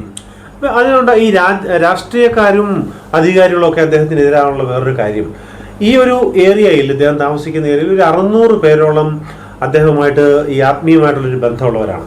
അതുപോലെ തന്നെ ഇത് മറ്റു സ്ഥലത്ത് ഒരു സഭ, ഈ ഗ്രാമത്തിൽ തന്നെ ഇതിൻ്റെ മറ്റൊരു മൂലയിൽ അദ്ദേഹത്തിൻ്റെ സഭയുണ്ട്. അവിടെ 400 പേരോളം ഉണ്ട് അദ്ദേഹവുമായിട്ട് ബന്ധപ്പെട്ട് നിൽക്കുന്നവരും ബന്ധുക്കളും അതുപോലെ സ്നേഹിതരായിട്ടുള്ള. അങ്ങനെ ഒരു 1000 പേരോളം എന്ന് ഉള്ളതിൽ ഇവർ ഈ 1000 പേര് ഒരു രാഷ്ട്രീയ പാർട്ടി ഒരു സ്ഥാനാർത്ഥി ജയിക്കുവാൻ, അല്ലെങ്കിൽ ഇപ്പോൾ ജില്ലാ പഞ്ചായത്തിലേക്കാണെങ്കിലും ഒരു ഗ്രാമപഞ്ചായത്തിലേക്കാണെങ്കിലും ഒക്കെ ജയിക്കുവാൻ ഉള്ള ജയം പരാജയങ്ങളെ തീരുമാനിക്കുന്ന ഒരു നിർണായക ഘടകമാണ്. സാധാരണ ഇവിടെ ഇലക്ഷൻ നടക്കുമ്പോൾ എല്ലാ രാഷ്ട്രീയ പാർട്ടിയിലും പെട്ട സ്ഥാനാർത്ഥികൾ അദ്ദേഹത്തിൻ്റെ അരികിൽ വരികയും അദ്ദേഹത്തോട് പ്രാർത്ഥിപ്പിച്ചതിന് ശേഷമാണ് അവരുടെ ഇലക്ഷൻ പ്രചരണം ആരംഭിക്കുന്നത്. എന്നാൽ ഇത്രയും ഒരു 10,000 പേരോളം അദ്ദേഹത്തിൻ്റെ സ്വാധീനത്തിലുള്ള ആൾക്കാരാണെങ്കിലും ഒരു രാഷ്ട്രീയ പാർട്ടിക്ക് വോട്ട് ചെയ്യണമെന്ന് അദ്ദേഹം ആരോടും കൃത്യമായിട്ട് പറയില്ല. നിങ്ങൾക്ക് ഏത് രാഷ്ട്രീയ പാർട്ടിയാണോ ഇഷ്ടമാണെന്ന് തോന്നുന്നത്, ഏത് രാഷ്ട്രീയ പാർട്ടിയാണോ നിങ്ങൾക്ക് വിശ്വസിക്കാൻ തോന്നുന്നത്, അവർക്ക് നിങ്ങൾ വോട്ട് ചെയ്യുക എന്ന് മാത്രമാണ് പറഞ്ഞിട്ടുള്ളത്. പക്ഷേ ഇവിടെ രാഷ്ട്രീയ പാർട്ടിക്കാർക്കുണ്ടായിട്ടുള്ള ഒരു ചിന്താഗതി എന്ന് പറയുന്നത്, ഞങ്ങൾ ഇത്രയും അദ്ദേഹത്തിൻ്റെ അരികിൽ ചെന്നിട്ട് പ്രാർത്ഥിപ്പിക്കുകയും അഭിപ്രായങ്ങൾ പറയുകയും അപ്പോൾ തന്നെ ഞങ്ങളുടെ ഇലക്ഷൻ പ്രചരണം ആരംഭിക്കുകയും ചെയ്തിട്ടും ഇദ്ദേഹം പൂർണ്ണമായും ഞങ്ങൾക്ക് സപ്പോർട്ട് ചെയ്യുന്നില്ല, അല്ലെങ്കിൽ ഇയാൾക്ക് വോട്ട് ചെയ്യണമെന്ന് പറയുന്നില്ലല്ലോ എന്നുള്ള ഒരു വിദ്വേഷം, ആ ഒരു അഭിപ്രായം അവരുടെ ഉള്ളിൽ ഉണ്ടാവുകയും അവരും കൂടി അദ്ദേഹത്തിന് విరోధമായി మారుകയും చేయదు. సార్ ఇప్పుడు ఇంచుమించు ఊరిలో మీకు అందరూ మీకు వ్యతిరేకమయ్యారు. చూడండి, ఆర్యవైశ్య సంఘం, బ్రాహ్మణ సంఘం, తర్వాత ఆర్ఎంపీ డాక్టర్లు, రాజకీయ నాయకులు కూడా మీకు వ్యతిరేకమైపోయారు. కానీ మీరు ఎదుర్కొన్నటువంటి అన్ని ప్రాబ్లమ్స్ మాట్లాడడానికి మనం టైం లేదు. కానీ మీ జీవితంలో మీరు ఎదురయ్యేటువంటి, మీకు బాగా హర్ట్ అయ్యేటువంటి ఏదైనా ఒక ఇన్సిడెంట్ మీరు చెప్పగలరా? చెప్పగలను. ഞാൻ ചോദിച്ചത്, ധാരാളം കാര്യങ്ങൾ അദ്ദേഹം അനുഭവിച്ച പ്രയാസങ്ങൾ പറയുകയാണെങ്കിൽ ഇന്ന് ഒരുപാട് സമയങ്ങൾ, മണിക്കൂറുകളോളം പറയാനുണ്ട്. പക്ഷെ അതിനെല്ലാം നമുക്ക് സമയമില്ല. പക്ഷെ അദ്ദേഹം അനുഭവിച്ച അദ്ദേഹത്തിനെതിരായിട്ട് പ്രവർത്തിച്ച ജനങ്ങളിൽ നിന്ന് നേരിട്ട സംഭവങ്ങളിൽ വളരെ വിവാദം സൃഷ്ടിച്ച സംഭവങ്ങളുണ്ട്. അതിൽ അദ്ദേഹത്തെ ഏറ്റവും കൂടുതൽ వేదనిపించ ഒരു సంభవం പറയാമో എന്നാണ് ഞാൻ ചോദിച്ചത്. చెప్పండి సార్. నేను బాగా హర్ట్ అయినటువంటి సంగతి ఏంటంటే, నేను ఈ ఊళ్ళో సేవ చేస్తాకు వచ్చాను కానీ ఎవరిని హర్ట్ చేయడానికి రాలేదు, ఎవరిని పాడు చేయడానికి రాలేదు. త్రాగుబోతులు మారారు. సినిమా హాళ్ళ దగ్గరికి వెళ్ళి ఆ క్యూలో నిలబడినటువంటి వారి కొరకు, టికెట్లు తీసుకునే వారి కొరకు ప్రార్థన చేసి వాళ్ళని వెనక్కి తీసుకొచ్చేసిన రోజులు ఉన్నాయి. కానీ నా ప్రవర్తన వీళ్ళకి నచ్చకపోవడానికి గల హేతువులు ఏమిటో నాకు తెలియదు. కానీ ముఖ్యంగా నేను సువార్త ప్రకటించడం చేత వీళ్ళకి అడ్డుగా ఉన్నానని, నేను ఏదన్నా సంస్థ నాయకుల దగ్గర ఉన్నానేమో అని చెప్పి చుట్టుపక్కల ఉన్నటువంటి సంస్థ నాయకుల దగ్గరికి వెళ్ళారు వీళ్ళందరూ. ఈ డిపార్ట్మెంట్స్ ఏ అయితే ఉన్నాయో, ఆర్ఎంబీ డాక్టర్స్ అసోసియేషన్స్ కానీ, లేకుంటే ఆర్యవైశ్య బ్రాహ్మణ సంఘాలు కానీ, ఇవన్నీ కలిపి ఒక 5 10 మంది వెళ్ళి చుట్టుపక్కల ఉన్న డినామినేషన్స్, పెద్ద పెద్ద ఆర్గనైజేషన్ లీడర్స్ దగ్గరికి వెళ్తే, ఎబినేజర్ మా దగ్గర పనిచేయట్లేదు, ఎబినేజర్ మా సంస్థలో లేడు అని చెప్పడం జరిగింది. ఎందుకంటే నేను ఏ సంస్థలో ఉన్నానో ఆ సంస్థ నాయకుడి దగ్గరికి వెళ్ళలేదు. ఎందుకు వెళ్ళలేరు అంటే, నేను యేసయ్య అనే సంస్థ నాయకుడి చేతిలో ఉన్నాను. అందుకని అక్కడికి ఎవరు వెళ్ళలేక నా మీద భూత వైద్యం చేశారు, చాలా చేశారు. చివరికి నన్ను తప్పించలేక ചമ്പേയാలని പ്രയത്നം చేశారు. చెప్పండి, నేను తర్వాత చెప్తాను. അതിനകത്ത് സംഭവിച്ചൊരു കാര്യം, ഇവര് ഇങ്ങനെ ഈ ഗ്രാമത്തിലുള്ളവർ ഇദ്ദേഹം ഏതോ ഒരു സംഘടനയുടെ കീഴിലാണ് വർക്ക് ചെയ്യുന്നതെന്ന് വിചാരിച്ചുകൊണ്ട് ഈ അടുത്ത ഏരിയകളിലൊക്കെ ഉള്ള പല സംഘടനകളുടെ നേതാക്കന്മാരെ കണ്ടിട്ട് ഈ എബനേസർ പാസ്റ്റർ നിങ്ങളുടെ സംഘടനയിലാണോ വർക്ക് ചെയ്യുന്നതെന്ന് ചോദിച്ചെങ്കിലും അദ്ദേഹം പറഞ്ഞൊരു പോയിന്റ്, യഥാർത്ഥമായിട്ടും ഞാൻ ഏത് സംഘടനയിലാണ് വർക്ക് ചെയ്യുന്ന ആ നേതാവിന് ഒരിക്കൽ അവരതിന് ചെന്നില്ല എന്ന് പറഞ്ഞു. കാരണം അദ്ദേഹം പറഞ്ഞത്, ഞാൻ ജോലി ചെയ്യുന്നത്, ഞാൻ പ്രവർത്തിക്കുന്ന സ്വർഗീയ സംഘടനയുടെ, യേശുവിൻ്റെ സംഘടനയിലാണ്, അദ്ദേഹത്തിന് ഒരിക്കൽ ചെന്ന് അവരാരും ചോദിച്ചില്ല എന്നാണ്. അത് അപ്പോൾ അങ്ങനെ ഒരു കാര്യം സംഭവിച്ചു കഴിഞ്ഞപ്പോൾ, വളരെ എതിർപ്പുണ്ടായി കഴിഞ്ഞപ്പോൾ അദ്ദേഹത്തിനെ కొన్నుകളയുവാൻ వేండిയുള്ള ഒരു വലിയ ప్రయత్నం ఇవరెల్లాం కూడా ఆరంభించు. అలాగే సార్, మిమ్మల్ని చంపడానికి ప్రయత్నం చేశారు కదా, అది మీకు ఎట్లా తెలిసింది? మీరు ఎట్లాగా తప్పించుకున్నారు అందులో నుంచి? నేను ఇദ്ദേഹത്തെ కొన్నుകളയാൻ തീരുമാനിച്ചു. അതിൽ നിന്ന് എങ്ങനെയാണ് അദ്ദേഹം രക്ഷപ്പെട്ടത്, എങ്ങനെയാണ് അദ്ദേഹം അറിഞ്ഞതെന്നാണ് ഞാൻ ചോദിച്ചത്. నన్ను చంపడానికి ప్రయత్నం చేసినటువంటి వాళ్ళలో నేను రేపు సిటీకి వెళ్ళాలి, ఈరోజు రాత్రి ఫోన్లో రావడం ప్రారంభించింది. ఏమని ప్రారంభించారంటే, మీరు కోర్టుకి వెళుతున్నారా, రేపు కోర్టుకి హాజరవుతున్నారా, మీరు హాజరవ్వండి తప్పనిసరిగా అని చెప్పి నాకు తెలియని వాళ్ళు కూడా ఫోన్లు చేయడం ప్రారంభించారు. నేను అప్పుడు నాకు ఒక అనుమానం కలిగింది, ఒక డౌట్ వచ్చేసింది, పూర్తిగా డౌట్ వచ్చేసింది. నా ఫోన్ నెంబరు తెలియని వాళ్ళు కూడా క్యాచ్ చేసి, ఆ క్యాచ్ చేసినటువంటి ఫోన్ నెంబర్ నుంచి నాకు ఫోన్ చేసి, రేపు మీరు కోర్టుకు వెళ్తున్నారా అని అడగడం ప్రారంభించారు. అప్పుడు ఏదో కుట్ర జరుగుతుందని చెప్పి నేను ఒక పెద్ద రాజకీయ నాయకుడి దగ్గరికి వెళ్ళి నేను ఇలాగని చెప్పాను. అతడు కనుక్కుంటానని చెప్పి 1 గంటలో నాకు న్యూస్ ఇచ్చాడు. ఏమనంటే, మీరు ఎక్కడికి వెళ్ళొద్దు, రేపు పొద్దున్న మిమ్మల్ని మర్డర్ చేయడానికి కోర్టు దగ్గర ప్లాన్ చేశారు, 30 మంది బృందం, RSS బృందం ఉన్నారు, ఆ ബൃന്ദം అంతా నీ గురించి എതിർ ചോദിస్తున్నారు, మీరు అక్కడికి వెళ్ళొద్దని చెప్పారు. അങ്ങനെ ഇരുന്ന ഒരു സാഹചര്യത്തിലാണ് ഒരു ദിവസം ഇദ്ദേഹത്തിൻ്റെ കേസുണ്ട് കോർട്ടിൽ. ആ കേസിൻ്റെ അവധിക്ക് ചെല്ലാൻ വേണ്ടി അപ്പം നാളെ പോകാനാണെങ്കിൽ ഇന്ന് പലരും അദ്ദേഹത്തെ ഫോൺ ചെയ്ത് നാളെ കോർട്ടിൽ പോകുന്നില്ലേ എന്ന് ചോദിച്ചു. അങ്ങനെ ചോദിച്ചപ്പോൾ അദ്ദേഹത്തിൻ്റെ മനസ്സിൽ ഒരു സംശയം ഉണ്ടായി. എന്ന് വെച്ചാൽ എൻ്റെ നമ്പർ കയ്യിലില്ലാത്തവർ പോലും എനിക്ക് ഫോൺ ചെയ്ത് നാളെ നിങ്ങൾ കോർട്ടിൽ പോകുന്നുണ്ടോ എന്ന് ചോദിച്ചപ്പോൾ ഇതിന് പിന്നിൽ എന്തോ ഒരു ഗൂഢാലോചന നടക്കുന്നുണ്ടെന്ന് അദ്ദേഹത്തിന് മനസ്സിലാകുകയും അദ്ദേഹം ഒരു വലിയ ഒരു രാഷ്ട്രീയ പാർട്ടിയുടെ നേതാവിനെ രഹസ്യമായിട്ട് കാണുകയും ബന്ധപ്പെടുകയും ചെയ്തു. അദ്ദേഹം പറഞ്ഞു, ഞാൻ കുറച്ച് സമയത്തിനുള്ളിൽ നിങ്ങൾക്ക് തീർച്ചയായിട്ടും ഒരു വിവരം തരാമെന്ന് പറഞ്ഞു. 1 മണിക്കൂറിനുള്ള അദ്ദേഹത്തിന് ലഭിച്ച വിവരം, നാളെ കോർട്ടിൽ നിന്ന് നിങ്ങൾ ഇറങ്ങുമ്പോൾ നിങ്ങളെ కొన్నుകളയാൻ വേണ്ടി ഒരു 30 പേരെ ఏర్పాటు ചെയ്തിട്ടുണ്ട് എന്നുള്ള ഒരു వివరമാണ് അദ്ദേഹത്തിന് കിട്ടിയത്. తర్వాత ఎట్లా మీరు ఆ ఇన్సిడెంట్ నుంచి సేవ్ అయ్యారు కదా, మీరు వెళ్ళారా కోర్టుకి పోయారునో ఆ సమయത്ത്? వెళ్ళలేదు, నేను కోర్టుకు వెళ్ళలేదు. వెళ్లకుండా నేను ఇంట్లోనే ఉపవాసం ఉండి ప్రార్థన చేసుకోవడం ప్రారంభించాను.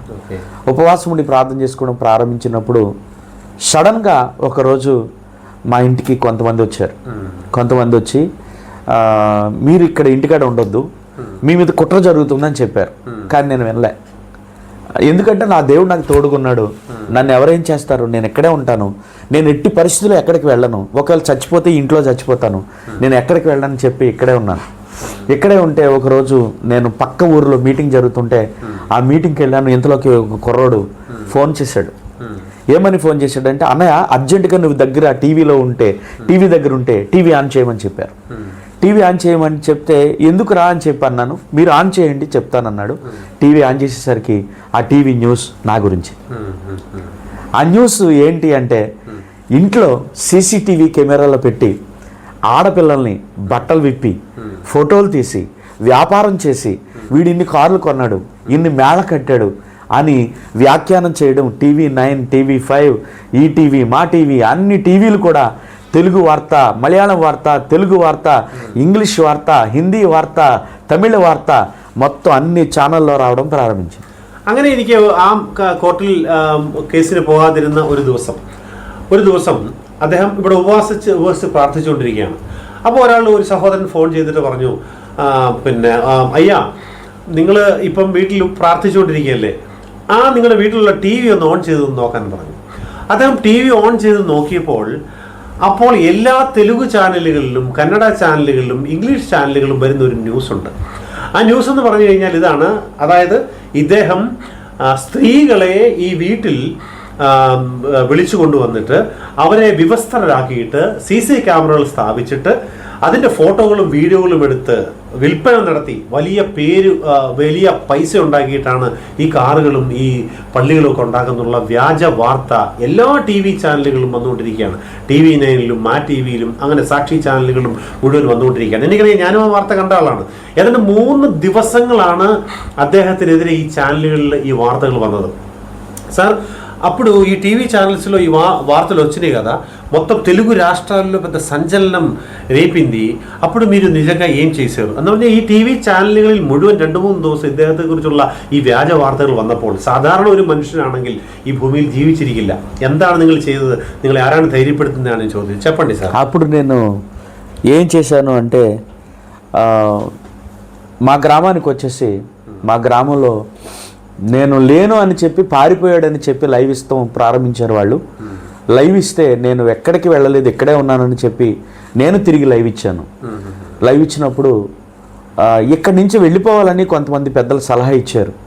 సలహా ఇచ్చిన దాన్ని బట్టి నేను ఇక్కడి నుంచి వెళ్ళిపోవాలని ఆ రోజున చాలా కృంగిపోయాను. నా జీవితంలో నేను ఎదుర్కొన్నటువంటి అటువంటి కఠినమైన పరిస్థితి నేను ఎప్పుడు ఎదుర్కోలేదు. ఎందుకంటే నేను ఎవరికి అన్యాయం చేయలేదు, నేను అక్రమంగా నడవలేదు. వాళ్ళు చెప్పేదంతా అబద్ధాలని చెప్పి నేను చెప్పడానికి నాకు అవకాశం లేదు.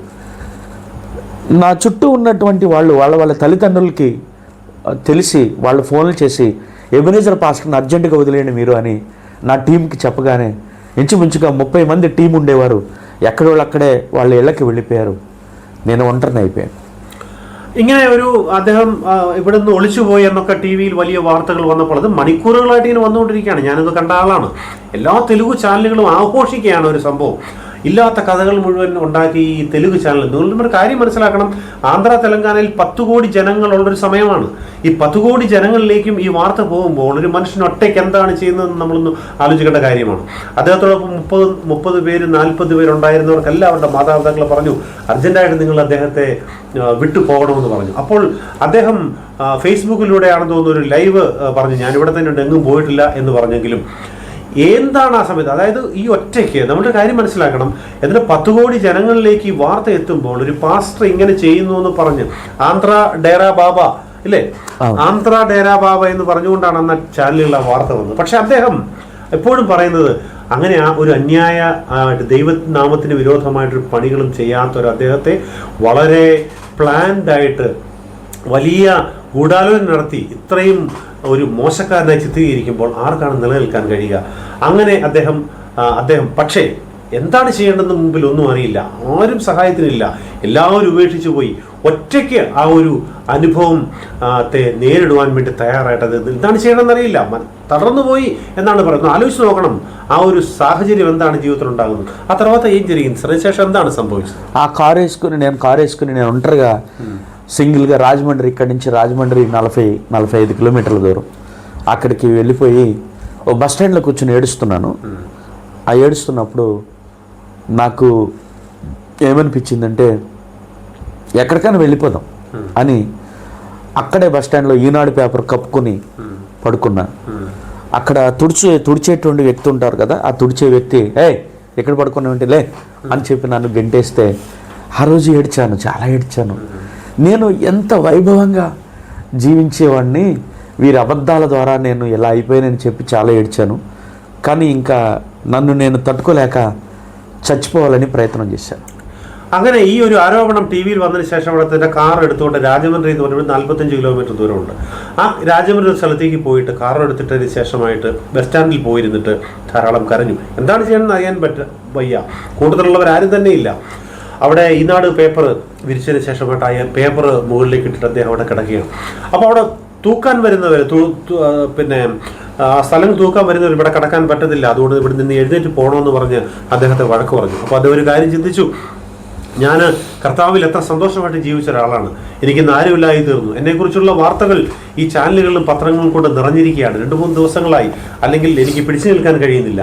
അവസാനം ഒരേ ഒരു ചിന്ത മാത്രം അദ്ദേഹത്തിൻ്റെ മനസ്സിൽ വന്നു. ധാരാളം പേരെ മരണത്തിൽ രക്ഷിച്ചവർ, ആത്മഹത്യയിൽ രക്ഷിച്ച ആൾ, ധാരാളം കുടുംബങ്ങളെ ശരിയാക്കിയ, ക്രിസ്തുവിലൂടെ നന്നാക്കിയെടുത്ത ആള്, ധാരാളം ചെറുപ്പക്കാരെ ക്രിസ്തുവിലേക്ക് കൊണ്ടുവന്നവർ, മദ്യപാനികളെയും ഭൂതം ബാധിച്ചവരെയൊക്കെ കൗൺസിലിങ്ങിലൂടെയും ദൈവത്തിന് കൊണ്ടുവന്ന ആളിപ്പോൾ അവസാനം ഒരു തീരുമാനത്തിലേക്ക് വരികയാണ്, എങ്ങനെയും മരിക്കണം, എനിക്കിനി മരിച്ചാൽ മാത്രം മതി എന്നുള്ള തീരുമാനം മാത്രമാണ് అవసరం അദ്ദേഹത്തിന്റെ హృదయంలో అప్పుడు ఏం జరిగింది సార్? తర్వాత ఏం జరిగింది? എന്താണ് അപ്പോൾ അതിനുശേഷം సంభవించింది? తర్వాత నేను బయలుదేరి ఎక్కడ చచ్చిపోదాం అనేటువంటి స్థలం గురించి ఆలోచించాను. నేను ఒకవేళ ఆంధ్రప్రదేశ్లో చనిపోతాను, తెలుగు ఛానల్లోనే నా పేరు ఎబినేజర్ అని వచ్చింది.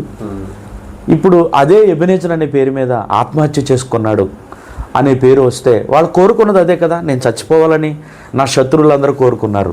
యాక్చువల్గా నాకు శత్రువులు ఎవరు లేరు, కానీ వాళ్ళ ఉద్దేశంలో నాకు శత్రువులే గనుక ఆ శత్రువులు నన్ను కోరుకున్నటువంటి రీతిలో నేను ఇక్కడ చచ్చిపోతే మళ్ళీ నా పేరు ఈ యొక్క పేపర్లో, టీవీల్లో, న్యూస్లో మళ్ళా వాళ్ళు వేస్తారు, బ్లేమ్ చేస్తారు, యేసయ్య నామానికి మహిమ కలగదు, అవమానపరచబడుతుంది ఎలాగా అని చెప్పి ఆలోచించి నేను കേരളക്ക് വെളിപ്പോതാമെന്ന് చెప్పి అనుకున్నాను.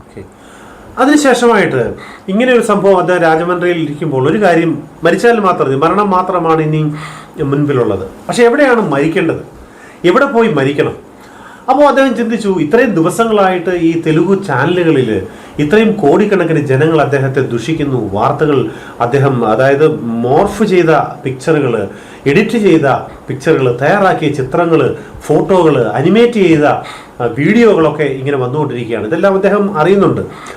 അപ്പോൾ എവിടെയാണ് മരിക്കേണ്ടത്, ആ സ്ഥലം മാത്രം ഇനി തീരുമാനിച്ചാൽ മതി. പക്ഷെ ഒരു കാര്യം കൂടെ അദ്ദേഹം തീരുമാനിച്ചു, എൻ്റെ പേര് എബനേസർ ആത്മഹത്യ ചെയ്തു എന്ന് പറയുന്നൊരു വാർത്ത വരുമ്പോൾ നാളെ അത് വീണ്ടും ദൈവനാമത്തിന് അപമാനമായി തീരും. അത് അവൻ തെറ്റ് ചെയ്തുകൊണ്ടാണ് ആത്മഹത്യ ചെയ്തത് എന്നുള്ളത് ഈ ലോകം ദൈവത്തിൻ്റെ നാമം, യേശുവിൻ്റെ നാമം ദുഷിക്കുവാനിടയായി തീരും എന്ന് ചിന്തിച്ചുകൊണ്ട് ഒരു കാര്യം ചെയ്തു. അങ്ങനെയാണെങ്കിൽ ഞാൻ కేరళത്തിലേക്ക് పోవాం എന്നൊരു చిന്ത ഉണ്ടായി. తర్వాత ఏం చేశారు సార్ మీరు? కేరళ వచ్చారా, వెళ్ళారా? కేరళ పోయిరుന്നു. కేరళ నేను వెళ్ళాను. కేరళ వెళ్ళింది మనోజ్ మ్యాథ్యూ అనేటువంటి వీరి దగ్గరికే నేను వెళ్ళాను. వెళ్ళి అక్కడ నేను ఆత్మహత్య చేసుకుంటాకు వచ్చానని చెప్పి మాత్రం చెప్పలేదు, చెప్పకుండా తెలియకుండానే జీవించాను. తెలియకుండా జీవించినప్పుడు నా సహోదరుడైనటువంటి మనోజ్ మ్యాథ్యూ గారు నన్ను బలపరిచి నన్ను చాలా విశేషంగా మరలా మీరు సేవ చేయాలి, మీది తక్కువ స్థాయి కాదు, ఈ స్థాయిలో నుంచి మీరు దిగజారిపోవద్దు, ఆత్మహత్య అనేది కూడా రానివ్వద్దు, మరణం అనేది కూడా రానివ్వద్దు అని చెప్పి తన మాటలోనే తెలియకుండా చెప్పేవాడు. ഈ വിഷയങ്ങളെല്ലാം ഇങ്ങനെ കൊടുമ്പിരി കൊണ്ട് നിൽക്കുന്ന സമയത്താണ് ഒരു ദിവസം അദ്ദേഹം പറഞ്ഞ, എൻ്റെ പേരാണ് പറഞ്ഞത്, അദ്ദേഹം എന്നെ വിളിക്കുകയും എനിക്ക് നിന്നെ ഒന്ന് കാണണം, നമുക്കൊരുമിച്ച് സംസാരിക്കണം എന്ന് പറഞ്ഞു. അപ്പോൾ ഈ വിഷയങ്ങളൊക്കെ ഞാനും ടി വിയിൽ അറിയുന്നുണ്ട്, പല സുഹൃത്തുക്കളിലൂടെയൊക്കെ അറിയുന്നുണ്ട്. ഞാൻ പറഞ്ഞു വരാം എന്ന് പറഞ്ഞു. പക്ഷെ അദ്ദേഹത്തിന് യഥാർത്ഥമായിട്ടുള്ള അദ്ദേഹം ചിന്തിച്ചത് അവസാനമായിട്ട് എന്നെയും കൂടെ വന്നൊന്ന് കണ്ടതിന് ശേഷമായിട്ട് എവിടെയെങ്കിലും ട്രെയിനിൻ്റെ മുന്നിൽ തലവെച്ചൊക്കെ എവിടെയെങ്കിലും മരിക്കാമെന്ന് ആഗ്രഹിച്ചാണ് അദ്ദേഹം വന്നത്. എൻ്റെ വീട്ടിൽ വന്നപ്പോൾ മരിക്കാൻ പോവാണെന്നുള്ള വിവരം പറഞ്ഞില്ല, അത് പിന്നീടാണ് പറഞ്ഞത്. ഈ വിഷയങ്ങളെല്ലാം പറഞ്ഞപ്പോൾ ഞാൻ അദ്ദേഹത്തെ വളരെയധികം ആശ്വസിപ്പിച്ചു. ഞാനും അദ്ദേഹത്തിൻ്റെ ജീവിതവുമായിട്ട് കൂടെ ഒരു വലിയ ബന്ധമുണ്ട്. ഞാൻ പറഞ്ഞു, നിങ്ങളെ ദൈവം ആന്ധ്രാപ്രദേശിൽ തിരഞ്ഞെടുത്ത ഒരാളാണ്, വലിയ നിലകളിലേക്ക് പോകാനുള്ള ഒരു സാധ്യതയുണ്ട്, തീർച്ചയായിട്ടും ദൈവം നിങ്ങളെ അനുഗ്രഹിക്കും. ഒരു ബാഗും ഒക്കെ പിടിച്ചുകൊണ്ട് ഒരു പാറി പറന്ന മുറിയുമായിട്ട് ഷേവ് ചെയ്യാതെ ഒരു ടീഷർട്ടും ഒക്കെ ഇട്ട് വലിയ നിലകളിൽ ആന്ധ്രാപ്രദേശിൽ വലിയ കൺവെൻഷൻ പ്രസംഗം നടത്തിയ ആൾ, അനേകരെ കർത്താവിൻ്റെ വഴിയിലേക്ക് കൊണ്ടുവന്ന ആൾ, വളരെ പ്രശസ്തനായി മാറിയ ഒരു വ്യക്തിക്ക് സത്യത്തിൽ ഞാനും കരഞ്ഞുപോയി. അദ്ദേഹം പറഞ്ഞത്, അന്ന് ഞാൻ അദ്ദേഹത്തെ ധൈര്യപ്പെടുത്തിയ, അദ്ദേഹത്തെ ദൈവവചനം പറഞ്ഞു കൊടുത്ത ఆ ഒരു సంభవത്തെക്കുറിച്ചാണ് അദ്ദേഹం പറഞ്ഞത്. ఓకే, దైవం అనుగ్రహించటే. ఆ తర్వాత మరలా మీరు ఆంధ్రప్రదేశ్ వచ్చిన తర్వాత కొన్ని సంవత్సరాలు మీరు తర్వాత కొన్ని మంత్స్ తర్వాత మరలా మీరు సేవ ప్రారంభించారు కదా, ఇప్పుడు సేవ ఎట్లా జరుగుతుంది, మీ ഫ്യൂച്ചർ പ്ലാൻ ఏంటి സാർ? അതിനുശേഷമായിട്ട് അദ്ദേഹം ആന്ധ്രാപ്രദേശിൽ മടങ്ങി വന്ന് ധാരാളം സംഭവങ്ങൾ പറയാനുണ്ടെങ്കിലും പിന്നെ എങ്ങനെയാണ് അദ്ദേഹം തിരിച്ച് ഈ പ്രവർത്തനത്തിലേക്ക് കടന്നു వന്നത്, ఇప్పం ఎత్ర సఫలుండన్నాను నేను അദ്ദേഹത്തോട് ചോദിച്ചത്. తర్వాత నేను ఆంధ్రప్రదేశ్ మరలా తిరిగి వచ్చినప్పుడు నా ప్రాణాపాయ పరిస్థితిలో నేను 55 రోజులు కనబడకపోయేసరికి టీవీలో వచ్చినట్టు వార్తను చూసి మరొక సహోదరులు జాన్ బెన్నీ లింగం అని ఆయన కూడా సహాయం చేసి ఆయన ముందుకు వచ్చి పోలీస్ స్టేషన్ల దగ్గరికి వెళ్ళి పోరాడి ఆయన నేరం చేశాడా చేయలేదా అని నిరూపించడానికి వీడియోలు చేసి అప్పుడు వీడియోలు లైవ్ ఇచ్చి మొత్తం మీద పడినటువంటి నిందను తొలగించడానికి ప్రయత్నం చేశారు. అయితే దేవుని మహాకృప చేత మరలా తిరిగి పరిచర్య అదే స్థలంలో, అదే ఊరిలో, ఏ గ్రామంలో అయితే నన్ను బ్లేమ్ చేశారో అదే గ్రామంలో సువార్త సేవ പ്രാരംഭിంచడానికి దేవుడు నాకు സഹായം చేశారు. അതിനുശേഷമായിട്ട് ഇവിടെ വന്നതിന് ശേഷമായിട്ട് ആന്ധ്രാപ്രദേശിലെ ഒരു ക്രിസ്ത്യൻ ആക്ടിവിസ്റ്റാണ് ജോൺ ബെന്റിലിംഗം എന്ന് പറയുന്ന ആൾ. വളരെ പ്രശസ്തനായിരിക്കുന്ന ആളാണ്. ക്രൈസ്തവർക്കെതിരെ എന്തെങ്കിലും പ്രശ്നങ്ങളുണ്ടായാലും വളരെ ധൈര്യമായിട്ട് ഇടപെടുകയും ചെയ്യുന്ന ഒരാളാണ് ജോൺ ബെന്റിലിംഗം എന്ന് പറയുന്നത്. അദ്ദേഹം ഈ പാസ്റ്ററുടെ വിഷയങ്ങൾ അറിയുകയും പല പോലീസ് സ്റ്റേഷനിൽ അധികാരികളുടെയും രാഷ്ട്രീയ നേതാക്കന്മാരുടെയും അടുത്ത് പോയിട്ട് ഈ വിഷയങ്ങളിൽ ലൈവിലൂടെയും പല ചർച്ചകളിലൂടെയും വെളിയിൽ കൊണ്ടുവരികയും ശരിയായിട്ടും പാസ്റ്റർ എബനേസർ എന്തെങ്കിലും തെറ്റ് ചെയ്തിട്ടുണ്ടോ, തെറ്റ് ചെയ്തിട്ടുണ്ടെങ്കിൽ ഇത് കൃത്യമായിട്ടുള്ള എവിഡൻസോടുകൂടി ഇത് വെളിയിൽ കൊണ്ടുവരണം എന്ന് പറഞ്ഞുകൊണ്ട് വലിയ പോരാട്ടം നടത്തുകയും അത് ഈ ഒരു സംസ്ഥാനം മുഴുവൻ അറിയപ്പെടുന്നൊരു വിഷയമായിരുന്നു അദ്ദേഹം ചെയ്ത പോരാട്ടങ്ങൾ. TV ചാനലുകളിലൊക്കെ ആ വാർത്തകൾ വലിയ രീതിയിൽ വന്നിട്ടുണ്ട്. അങ്ങനെ പോരാട്ടം നടത്തി ശേഷമായിട്ട് അദ്ദേഹം എവിടെയൊക്കെ അദ്ദേഹത്തിൻ്റെ പ്രവർത്തനങ്ങൾ നഷ്ടപ്പെട്ടു പോയോ അവിടെയെല്ലാം വീണ്ടും പ്രവർത്തനങ്ങൾ പുനരാരംഭിക്കുവാൻ ദൈവത്താൽ കഴിഞ്ഞു എന്നാണ് അദ്ദേഹം പറയുന്നത്. తర్వాత ప్రస్తుతం సార్ మీరు చేసేటువంటి మినిస్ట్రీ 2026 నుంచి మీరు ఎన్ని సంఘాలు కడదామనుకున్నారు? ఆర్థికపరమైన ఇబ్బందులు మీకు ఉన్నాయా? మీ గోల్స్ ఏంటి? మీరు ఏమేమి చేద్దామనుకున్నారు? ഞാൻ ചോദിച്ചത് ഈ 2026 എന്ന് പറയുന്ന ഈ വർഷത്തിൽ ഇത്രയും പ്രതിസന്ധികളിലൂടെ കടന്നു വന്നിട്ടും നിങ്ങളുടെ ഭാവി പദ്ധതികൾ എന്താണ്? കർത്താവിന് വേണ്ടി എന്ത് ചെയ്യാൻ ആഗ്രഹിക്കുന്നു? സാമ്പത്തികമായിരിക്കുന്ന പ്രശ്നങ്ങളെ നിങ്ങൾ അഭിമുഖീകരിക്കുന്നുണ്ടോ എന്നാണ് ഞാൻ ചോദിച്ചത്. అవును, 2026లో దేవుని పరిచర్య ఉధృతంగా సేవ చేయాలని నేను పూనుకొని నా పేదరికంతో పోరాడుతున్నాను. ఎందుకంటే నా దగ్గర ఉన్న డబ్బులు, నా దగ్గర ఉన్నటువంటి సమస్తాన్ని కూడా దోచుకున్నారు. ఇంట్లో దొంగతనం కూడా చేశారు. ఇంట్లో బ్యాగులు ఎత్తుకుని పోయారు, బంగారం ఎత్తుకుని పోయారు. ఇప్పుడు నా దగ్గర ఏమీ లేదు. ప్రస్తుతానికి నేను ఒక్క బైబిల్ పట్టుకుని ఉన్నాను. ఈ బైబిల్ పట్టుకుని సువార్త ప్రారంభించాను. ఇప్పటికి 4 సంఘాలు కట్టాను. మళ్ళా తిరిగి 4 సంఘాలు కట్టాను. చర్చెస్ కట్టలేకపోతున్నాను. ప్రస్తుతానికి నాకు సేవకి చాలా అవసరతలు ఉన్నా ప్రభు మీద ఆధారపడుతున్నాను. ఒకవేళ ఈ టీవీ ఇంటర్వ్యూ ద్వారా ఒకవేళ ప్రభు ఎవరి హృదయమైనా తెరిస్తే కనుక దయచేసి మాకు సహాయం చేయాలని ప్రభు పేరట మనవి చేస్తూ ఉన్నాను. ഈ പരിചര്യని ఇంకా വിസ്തരിంప చేయడానికి ഈ 2026లో പ്രയത്നം చేస్తున్నాం. ഇങ്ങനൊരു സംഭവങ്ങൾ ഉണ്ടായപ്പോൾ സംഭവിച്ചൊരു പ്രധാനപ്പെട്ട കാര്യം, ഈ വീട്ടിൽ ഈ സഭകളുടെ ചർച്ചുകളുടെയൊക്കെ ആധാരങ്ങൾ, അദ്ദേഹത്തിനുണ്ടായിരുന്ന ചെറിയ ചെറിയ സ്വർണ്ണാഭരണങ്ങൾ ഒക്കെ, വീട്ടുകാരുടെ സ്വർണ്ണാഭരണങ്ങളും ഉണ്ടായിരുന്ന വിലപിടിപ്പുള്ള സാധനങ്ങളെല്ലാം മോഷ്ടിച്ചുകൊണ്ടുപോയി.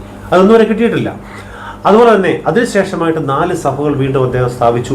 പല സ്ഥലങ്ങളിൽ പ്രവർത്തനങ്ങൾ നടക്കുന്നു. അതുകൊണ്ട് അദ്ദേഹം പറയുന്നത് ഈ TV ചാനലിലൂടെ, ഗോസ്പൽ TV-യിലൂടെ ഈ വാർത്തകൾ ശ്രദ്ധിക്കുന്നവർക്ക് ഈ ആന്ധ്രാപ്രദേശിൽ അദ്ദേഹത്തിലൂടെ പ്രവർത്തിക്കാനുള്ള താല്പര്യമുണ്ടെങ്കിൽ തീർച്ചയായിട്ടും അദ്ദേഹത്തെ പ്രാർത്ഥനയിൽ സഹായിക്കണം. അദ്ദേഹമായിട്ട് സഹകരിച്ച് പ്രവർത്തിക്കാൻ താല്പര്യമുള്ളവർക്ക് തീർച്ചയായിട്ടും അദ്ദേഹത്തിന് బന്ധപ്പെടാം എന്നാണ് അദ്ദേഹం പറയുന്നത്. తీర్చయాയിട്ടുం సార్ ఈ యొక్క జీవితంలో చాలా అనుభవాల్లో కూడా మీరు వచ్చారు. నిజంగా ఒక విశ్వాసికి లేకపోతే ఒక పాస్టర్కి మీరు ఏం చెప్తాం అనుకున్నారు? ധാരാളം വലിയ ജീവിതാനുഭവങ്ങളോടെ കടന്നുപോയ ഒരു వ్యక్తి എന്നുള്ള നിലയിൽ ഒരു പാസ്റ്റർമാരോടും ദൈവവേല ചെയ്തവരോടും വിശ്വാസികളോടും നിങ്ങൾക്ക് పాస్టర్కి എന്താണ് പറയുവാനുള്ളത് എന്നാണ് ഞാൻ ചോദിച്ചത്. నేను అనేది ఏంటంటే, ఈ సేవ అనేది సుఖమెరగడానికో హ్యాపీగా జీవించడానికో కాదండి. ఇది హతసాక్షుల పాఠశాల, ఇది హతసాక్షుల స్కూల్ లాంటిది. ఈ స్కూల్లో ఎన్నో కష్టాలు, ఎన్నో శ్రమలు వచ్చినా మనకి దేవుడిచ్చినటువంటి మొదటి దర్శనం, ఆ మొదటి దర్శనానికి దేవుడు తన యొక్క కృపను కవరప్ చేసి ఆ దర్శనము చుట్టూ తానిచ్చిన ఆయుధాలన్నిటినీ ఎప్పుడు మన నుంచి తీసివేయడు. అప్పుడు జరిగిన అద్భుతాల కంటే కూడా ఇప్పుడు నా ద్వారా దేవుడు అనేక అద్భుతాలు చేస్తున్నాడు, అనేక ఆశ్చర్యకార్యాలు చేస్తున్నాడు. ప్రతి పాస్టర్ గారికి చెప్తున్నాను, ఒక బీరకాయ ఆశిస్తే ఒక బీరకాయ మాత్రమే నీ ఇంటికి వస్తుంది. ఒక పొట్లకాయ ఆశిస్తే పొట్లకాయ మాత్రమే నీ ఇంటికి వస్తుంది. 100 రూపాయలు ఆశిస్తే 100 రూపాయలు మాత్రమే నీ ఇంటికి వస్తుంది. కానీ దాన్ని కలగజేసినటువంటి దేవునికి నువ్వు మొరపెడితే మొత్తం నువ్వు తోటలు వేయగలవు, పెద్ద పెద్ద గార్డెన్స్ నిర్మించగలవు, పెద్ద పెద్ద సంఘాలకి కాపరి కాగలవని నేను చెప్పగలుగుతున్నాను. പാസ്റ്റർ പറഞ്ഞൊരു പ്രധാനപ്പെട്ട കാര്യം, ഓരോ വിശ്വാസിക്കും പാസ്റ്റർമാർക്കും പാസ്റ്ററോടും പറയുന്ന ഒരു കാര്യം, ഈ വിശ്വാസ ജീവിതം എന്ന് പറയുന്നത്, സുവിശേഷ വേല എന്ന് പറയുന്നത് സുഖത്തിന്റെ ഒരു മാർഗമല്ല. സുഖം അനുഭവിക്കാൻ വേണ്ടി അല്ല നമ്മളാരും കർത്താവിലേക്ക് വരുന്നത്. അദ്ദേഹം പറഞ്ഞത് ഇത് രക്തസാക്ഷികളുടെ പാഠശാലയാണെന്ന് അദ്ദേഹം പറഞ്ഞത്. കാരണം ഇവിടെ രക്തസാക്ഷികളാകാൻ തയ്യാറുള്ളവർ, മനസ്സുള്ളവർ മാത്രമാണ് നിൽക്കേണ്ടത്. മറ്റൊരു കാര്യം, നിങ്ങൾ കുറച്ച് പച്ചക്കറിയാണ് ആഗ്രഹിക്കുന്നതെങ്കിൽ ഒരു പക്ഷേ കുറച്ച് പച്ചക്കറി മാത്രമാണ് നിങ്ങളുടെ വീട്ടിലേക്ക് വരുന്നത്. നിങ്ങൾ 100 രൂപയോ 1000 രൂപയോ മാത്രമാണ് ആഗ്രഹിക്കുന്നെങ്കിൽ ആ 100 രൂപയോ അല്ലെങ്കിൽ 1000 രൂപയോ മാത്രമാണ് നിങ്ങളുടെ വീട്ടിലേക്ക് വരുന്നത്. പക്ഷേ നിങ്ങൾ കുറച്ച് പച്ചക്കറി മാത്രം ആഗ്രഹിച്ചാൽ അത് മാത്രം ലഭിക്കുമ്പോൾ ആ പച്ചക്കറി തോട്ടങ്ങളെ ഉണ്ടാക്കുവാൻ കഴിവുള്ളവൻ നിങ്ങൾ വിശ്വസിക്കുകയാണെങ്കിൽ നിങ്ങൾ പച്ചക്കറി തോട്ടങ്ങൾക്കുടമയായിരിക്കും. നിങ്ങൾ പണം മുഴുവൻ സൃഷ്ടിക്കുന്ന, എന്തും തരാൻ കഴിവുള്ള ദൈവത്തിലാണ് ആശ്രയിക്കുന്നെങ്കിൽ നിങ്ങൾക്ക് ആകാശത്തിന്റെ കിളിവാതിലുകൾ തുറന്നു തരുവാൻ ദൈവം ശക്തനാണ്. അത് നിങ്ങൾ വിശ്വസിക്കണമെന്നാണ് കർത്താവിന്റെ ദാസൻ പാസ്റ്റർ എബനേസർ പറഞ്ഞത്. തീർച്ചയായിട്ടും ഇത് വലിയ ഒരു അത്ഭുതമാണ്. അദ്ദേഹത്തിന്റെ ജീവിതം തന്നെ വലിയ അത്ഭുതമാണ്. എവിടെയോ മണ്ണിൽ കുഴിച്ചു മൂടപ്പെട്ട് രക്തസാക്ഷിയായി മാറേണ്ട ഒരാൾ ഇന്നിവിടെ ധൈര്യമായിരുന്ന് ഏതാണ്ട് കോടിക്കണക്കിന് ജനങ്ങൾ നിന്ദിച്ചപ്പോൾ, ദുഷിച്ചപ്പോൾ ക്രിസ്തുവിന്റെ മാർഗത്തെ ഉപേക്ഷിക്കാതെ ധൈര്യമായിട്ട് നിന്ന് ഇന്നും സഭകൾ സ്ഥാപിക്കുന്ന അദ്ദേഹത്തെ പോലുള്ളവർ, ആയിരക്കണക്കിന് 10,000-കണക്കിന് ധീരന്മാരായിരിക്കുന്ന പടയാളികൾ ക്രിസ്തുവിന് ഉണ്ടാകട്ടെ എന്നാണ് ഗോസ്പൽ ടിവിയിലൂടെ ഞങ്ങൾ പറയുവാൻ ആഗ്രഹിക്കുന്നത്. അത് സംഭവിക്കും. കാരണം ഭയപ്പെട്ടു മാറുവാനുള്ളതല്ല യേശുവിന്റെ മാർഗം എന്ന് പറഞ്ഞുകൊണ്ട് അവസാനിപ്പിക്കുന്നു. താങ്ക് യു സാർ ഫോർ എല്ലാവർക്കും ക്രിസ്തുവിൽ സ്നേഹവന്ദനം. పాస్టర్ గారు ప్రార్థన చేస్తారు, ప్రేయర్ చేయండి. పరిశుద్ధుడా, జవాధిపతివైన యేసు, నీ నామానికి స్తోత్రములు. నలుమూలల ప్రాకడానికి, నలుమూలల చాటించడానికి నువ్వు మాకిచ్చిన ఆయుధం సువార్త, గాస్పల్. ఈ సువార్త ఆయుధము చేత భారతదేశాన్ని చెరపట్టును ఆయన. భారతదేశాన్ని చెరపట్టేసయ్యా. భారతదేశంలో ప్రజలతో మాట్లాడు నాయననికి స్తోత్రం, దేవానికి స్తోత్రం. ప్రతి ఒక్క గ్రామాన్ని పట్టండి, ప్రతి పట్టణాన్ని పట్టండి.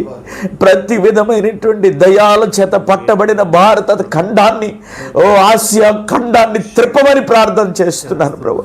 ఓ భారతదేశమా, దేవుని వైపు తిరుగు, యేసు వైపు తిరుగు. యేసు క్రీస్తు వారిని పిలుస్తున్నాడు. ఆయన మహిమ, ఆయన ప్రభావం భారతదేశం మీద ఉండునుగాక. భారతీయులందరూ క్రైస్తవులుగా మారాలని ప్రభా నీ సన్నిధిని ప్రార్థన చేస్తున్నాను. గాస్పల్ టీవీ వారిని ఆశీర్వదించున్నానా, విస్తరింపచేయి, దీవించు, బలపరచు, ఫలింపచేయి నాయనా, అభివృద్ధి పరచు, భూమిని నిండించు. నీవే దీవించమని యేసు నామమున ప్రార్థిస్తున్నాను తండ్రి. ఆమేన్.